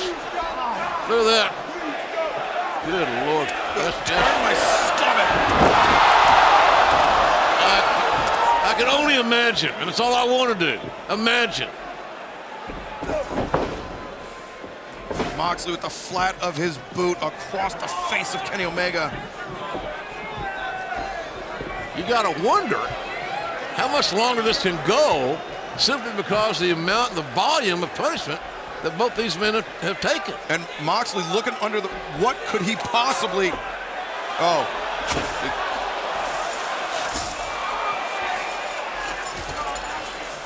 apparently Moxley going down to the harbor, getting some anchor chains. He got a good deal on some chain, looks like. And it's AEW gold, by the way. Look at this. And creating just a pile of steel. That's all it is. And it's an awkward pile of steel. And a kick right in the face to boot. You have to imagine a paradigm shift on those chains. Ooh. Oh no, instead. Sidewalk slam with authority on those chains. Right again in the spine, the lower back of Kenny Omega. Now Moxley with a cover. The face covered with a forearm, but not enough. Not enough to hold Omega down for the 3. Kenny Omega, barely being brought up to his feet. Jon Moxley looking perhaps for a swinging neck breaker or a hanging neck breaker. Oh! Yes! Oh! The back of Kenny Omega's skull. Go with the cover right here. Omega quickly kicks out. That tells me Omega is in a bad, bad way to kick out that quick. And Moxley recognizes it. The sense of urgency that displayed by Kenny Omega tells a giant story of where we are in this match. And closed fist, and Moxley just absorbing them. And Moxley willing to take 3 shots, unprotected. To give one. Yeah, to give one and to show Omega you can't hurt me. At this, And he swore that he was going to break Omega's jaw. Well, at least Moxley's got a plan. Omega trying to insert his fingers between those links of the chains, but Moxley has a grip so tight. Omega can't find purchase. Nothing the referee can do about it either, folks. It's lights out. There's no disqualification. All these inanimate objects that we have come to know and love in this match are all legal. Omega not willing to submit, not willing to give up. Grabbing the trash. Oh, the corner of the trash can actually being driven into the face of Moxley. Oh, and those cross-face shots. Those are just nasty. Nothing but nasty coming from Jon Moxley. And Moxley, look at this. Look at this. Just repeated shots to the top of the head. That's one way to break the hold and your scalp. He was looking for that rear naked choke. Jon Moxley, of course, training in Extreme Couture in Las Vegas. Adding some MMA techniques to his repertoire. But Omega, no stranger to MMA himself, able to fight his way out of it. Planted, but not on the chains, luckily, for Kenny Omega. Nice version of a rock bottom by Jon Moxley. Moxley's He's not, folks, he's not the inquisitive kind. He's looking for something specific. We don't know what it is. We have no idea. And I've got a feeling we're going to find out. We've been surprised every time. And Moxley got something in his hand. Is it a screwdriver? Oh no, it's an ice pick. All right, come on. At some point, really? Oh! Omega fighting back. That chain wrapped around his right hand, a shot to the midsection of Moxley. Even more dangerous. That hand wrapped in steel. And here comes. Oh! Puncturing the top turnbuckle. Oh my God. Omega. Uh-oh, look at this. Moxley fights free. Oh, high angle backdrop on the chains. The Snapdragon suplex on the chains. That would have been it. That top turnbuckle could have been Omega's body right there. That could have been Omega's body if Moxley had had his perverse and sickening way. Jon Moxley calling for the finish. It's like Moxley's been in prison for years and finally got an escape or a reprieve, or whatever you want to say. And all that pent-up emotion, anxiety, anger, frustration are coming to the front here tonight. And now, he's got that chain wrapped around the neck of Omega. Omega's got to protect himself. Omega! There it is! Snapdragon suplex! It's a big-time difference maker. One of the most scintillating offensive weapons in all of pro wrestling. And Omega knows how to do it and do it well. Second one! Moxley very nearly on Dream Street. He may be around the corner. Omega's he's found what he's looking for. Snapdragon suplex, and it's working. It's working. Got the full Nelson locked up. Moxley now biting the face of Omega to break free. It's the ropes lariat tucked under. Oh, gosh. That's 3 Snapdragon suplexes. 3 of them. And now Kenny Omega with the chain in hand. That Moxley brought into the ring, by the way.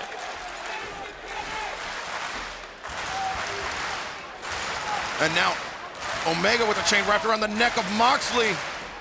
You see why this match is not sanctioned. And he's locking it off.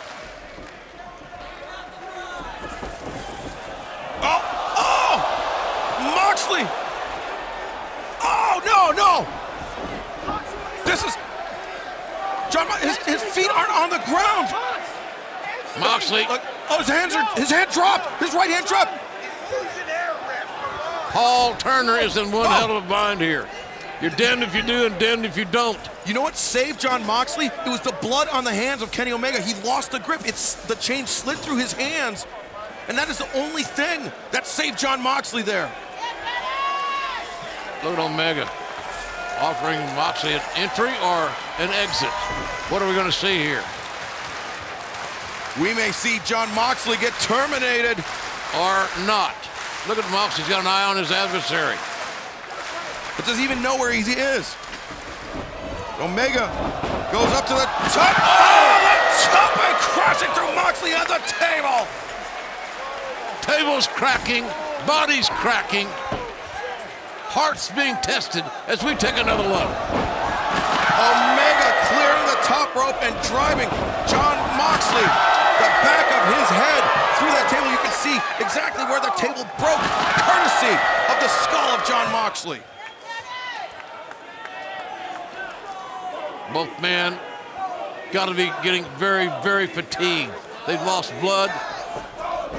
They have just had the hell beaten out of them in a variety of ways, in unusual ways, because they're using all these objects. And the fans here in Baltimore having a hard time trying to discern who to root for, what to root for. I mean, obviously, they love both of these competitors. They don't want to see their career end any sooner than it should. But this is hard to watch, JR. Absolutely. Well, got a feeling. Yeah, I got a feeling. Could be literally anything in there. It very well could be anything in there. But I got a feeling, whatever it is, Nobody's going to like that suffers it. Omega looking in the canvas bag. That's that. It's just broken glass. Could it be the broken glass out of that header he took? It's from that table.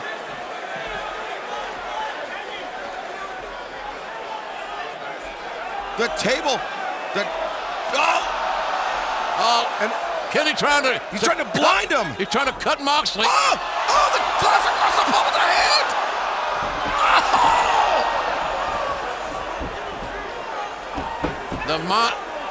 The mean streak of Kenny Omega exists loudly and prominently. And now just mashing up that glass.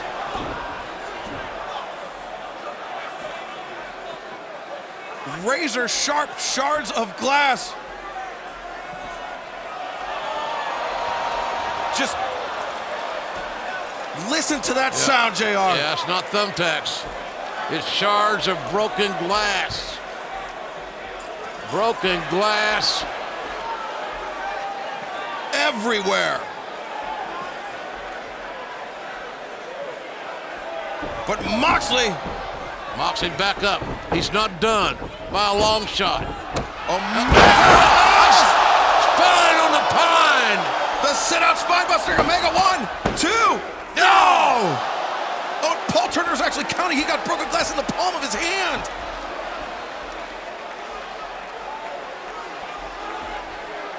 Referee's putting those gloves on for his own protection. Look at Moxley just shivering. I haven't seen two men go through this much to win a match, maybe in forever. Oh, if he... just dragging him. I can't stand to watch this. Good God. Now stepping over. Sharpshooter, scorpion deathlock, call it what you will. It's a submission. And Jon Moxley's in the center of the ring, and he has to literally crawl through broken glass. He's got to crawl through broken glass to get to the damn ropes to break the hold. Good Lord, how bad does he want to win? But here's the thing, there's no rope break. Moxley used the ropes to pull himself upright.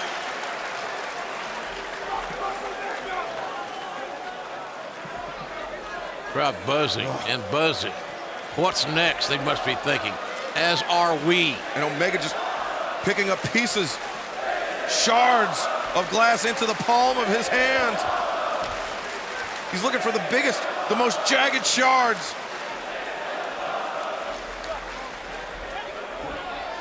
Got a feeling we're not going to be seeing too many more of these non-sanctioned matches. I mean, how could we? What's he thinking? What's Omega thinking now? He's walking around like those are diamonds. Oh. No. He's trying to put him in. Forcing the glass in the mouth of Moxley. Oh, he's called for it. Oh, went for the V-trigger. German suplex on the glass. On the glass.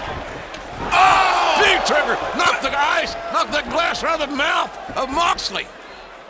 Omega setting him up, building ahead of steam. Second one, right on the money. Moxley against the ropes. Oh, he's going out of the ring. Moxley got momentum, took Moxley right out of the ring. He also may be aware that the farther I can get from Omega right now, the better off that I am. Somehow, this entrance ramp is the safest place in the building for Jon Moxley at the moment. These men are paying one hell of a price. Omega with that ice pick. Or screwdriver, I can't even tell what it is. I think it's a screwdriver. I hope it's, it doesn't matter. It's an implement of destruction. Yeah, no kidding. It's an implement of destruction that has no business in a wrestling match. But, oh, by the way, this isn't a wrestling match. This is a lights-out fight. And Omega just stalking his prey. Bathed in red light like a scene from a horror movie.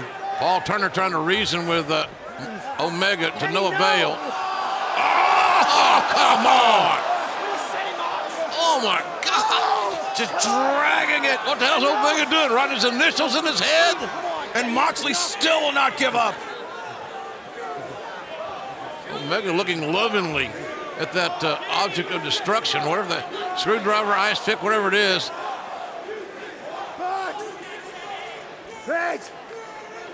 Bring it! Omega calling for the Young Bucks and Hangman Adam Page, his cohorts in the Elite. Tell them to bring something. What else is there to bring? Now the Bucks trying to reason with Kenny. Kenny's taking this a little far now. Reasoning with a madman. Adam Page, Young Bucks.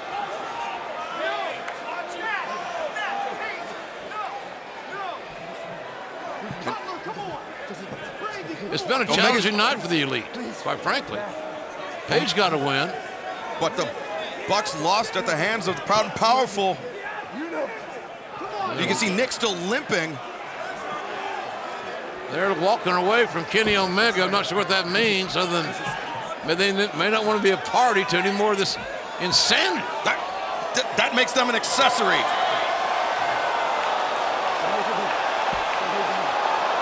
Oh, are you? Oh my! Barbed wire spider web. Oh God! Omega just getting rid of his weapon, so he must really feel good about everything that's coming down right now. Tossed away the smaller weapon for a much larger one. That look barbed at wire this. spider web. He's thinking one-winged angel. No. No. How can Moxley withstand this? Moxley, breaks free. Moxley counters. He's got to make up in the fireman's carry. Omega the shoulders. They're teetering. The knee blocked. He blocked it. Oh my God! I don't want. Oh! Good God Almighty! What are we seeing? The mutilation of two grown athletes who hate each other so badly that they're willing to do this to get a victory. This crowd cannot believe it, and neither can I. Look at this. Look at this. The suplex into the barbed wire spider web. The commitment to have a match that will never be forgotten is overwhelming for both these men.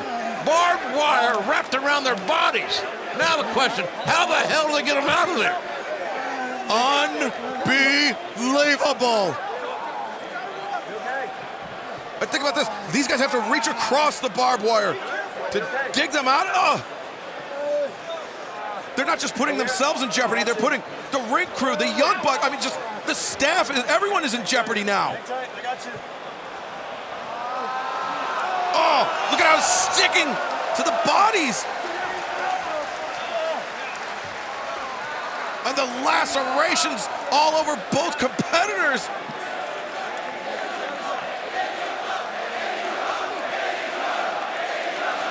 And Moxley so tangled in it. The Elite trying to have some sort of conversation, reason with Kenny Omega, a member of their Elite group. Moxley finally makes his way out of this barbed wire torture chamber. And Moxley up to both feet. Omega struggling to get to a vertical position. Oh, just a... Wait! Oh! Moxley assaulting anybody trying to help Kenny. Oh, look at this. He's going for a suplex through that illuminated set piece. Oh! Oh! Just rattling off the head of John Moxley. Cracking that skull. And now Omega looking for something, anything. Bang! Oh, God, the feet trigger!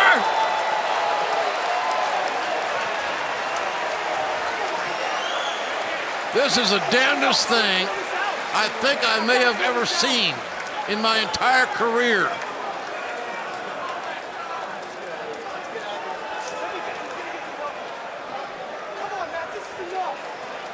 Yeah, no kidding. Yeah. It is, ref.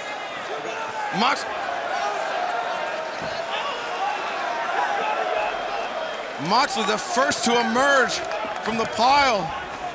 Here's another look at it.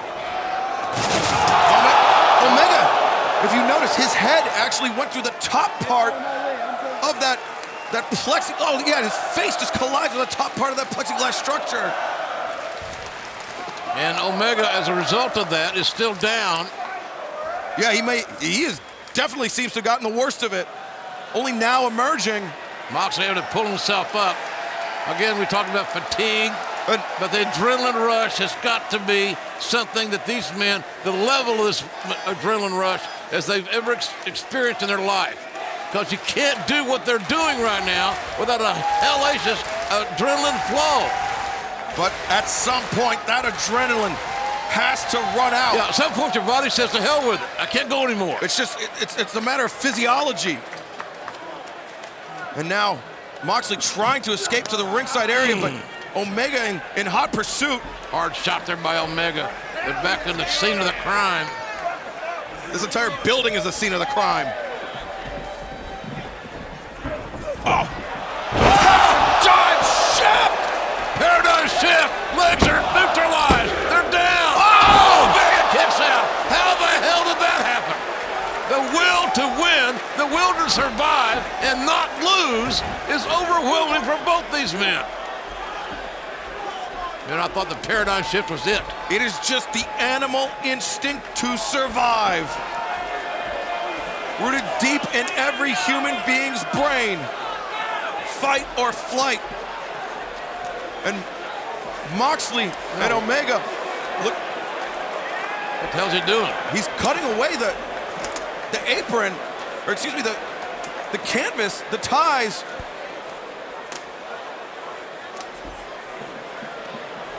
Jon Moxley just slicing away the ties. Well, he's got a plan, obviously. You just don't do that randomly. There's something he's looking at doing here. One can deduce what it probably could be, but we don't know. And this has been so unpredictable here tonight. How can you guess? How can you predict? And Moxley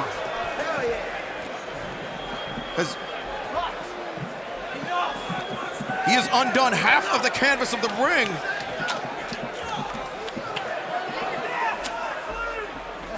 How these guys are even standing, and only one of them is right now. It's beyond me. And exposing. Well, you'll see what the guts of a wrestling ring looks like. There you look at it. There's a little padding right there, and then you got wood. The sheets of wood.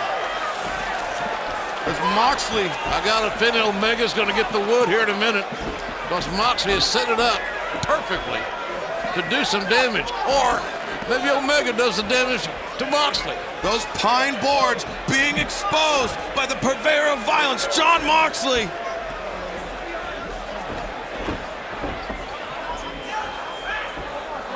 Moxley even pissed at the canvas. And oh, look at this. Oh. No. Yeah, you got Jon, no. Oh, looking for the gut style. But it's countered. The elevation, the back body drop, countered out of that gut style pile driver. Well, that could have been really nasty. The back drop was bad enough. The pile driver would have been Omega feet trigger. And Omega, he's going to dance with Brum here, folks. He's got him up. The leg is captured. One leg, no. Omega, boot to the midsection. Shift from Omega. Shoulders down. Two. No! That was so close. So damn close. As Omega using Moxley's own finishing maneuver. Well, that would add some insult to injury, wouldn't it? A move that Omega knows so well. Fans are beside themselves here. They're seeing, some of them have probably never seen this much physicality. Raw, guttural emotion, the athleticism, the passion that we have seen from start to finish here tonight. And what a way to finish this pay-per-view. Omega, he's got Moxley laid out. He's headed to the top. Repositioning Moxley now. after driving Moxley head first into those pine boards. Way up there in parts unknown of no man's land. No zip code here. Omega. No reason, no margin for error. Oh my God, the Phoenix Splash! And it went to hell. And Kenny went face first into that wood. Omega. Fans cannot believe what they're seeing, and neither can we. Taking a page out of the Golden Stars playbook and paying the price. 1, 2. Oh my God! Omega, I can't believe his will. His spirit to win, to fight and compete is overwhelming. But right now, Moxley's got the upper hand. He may be one paradigm shift away from winning this war. And I mean damn war. Oh, no! That elevated paradigm shift. Omega got dropped on his head. Both legs hooked. Moxley wins it. Moxley wins his war tonight with Kenny Omega. The winner of this match, Jon Moxley. But you gotta believe that the war with Jon Moxley and himself will rage on. What a match. He beat the best bout machine, but at what cost? I don't think any of us could have asked those two men in this fight to do more than they have done to settle this thing. And Moxley is still full of piss and vinegar, fire and emotion. Wow. Jon Moxley has vanquished Kenny Omega. Moxley says he's the baddest son of a bitch in this business. I cannot argue that point whatsoever after what we've seen tonight. The doctor checking on him, as are the Young Bucks. Kenny Omega, that is.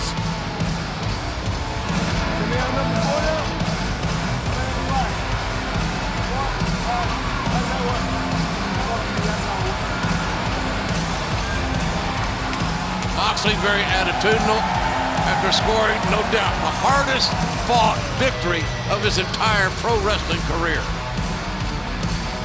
He put all of that effort, all of that blood, sweat, and tears into a match that will not count on his record. What is he gonna do when there's a title on the line here? Go back and take a look at some of this amazing action, confrontation, physicality. The chances these men took came over and over, and that was a spine buster, all out of the great Arn Anderson on that glass. And bam! Retaliation by Moxley. And JR, it was hard to watch at times, but Jon Moxley, he called his shot. He promised us glorious, beautiful, professional wrestling violence. I can't stand that. And that is exactly what we got here tonight. Oh. Amazing V-trigger. Hey, that was a hell of a move right there, but it didn't get the pay winner done. Yeah, the paradigm shift into the pile of broken glass. Yeah, it didn't win it for him. I thought it was over there. Then this. Moxley exposes the wood. And then... Oh, and Omega just face first. Yeah, it finally paid off for Moxley. And that big elevated paradigm shift into the wood, Moxley wins it. Maybe he feels a little vindicated now about where his career has been and where it may be going. Undoubtedly an upward trajectory here for Jon Moxley. He's special. Moxley is very, very special.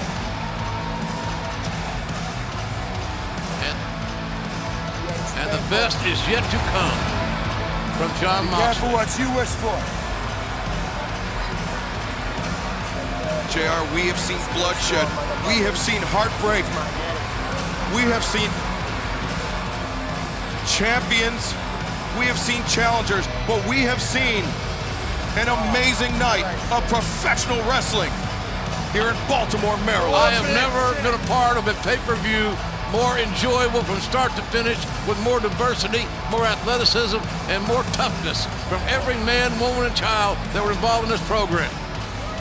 So ladies and gentlemen, we certainly appreciate you inviting us to your home.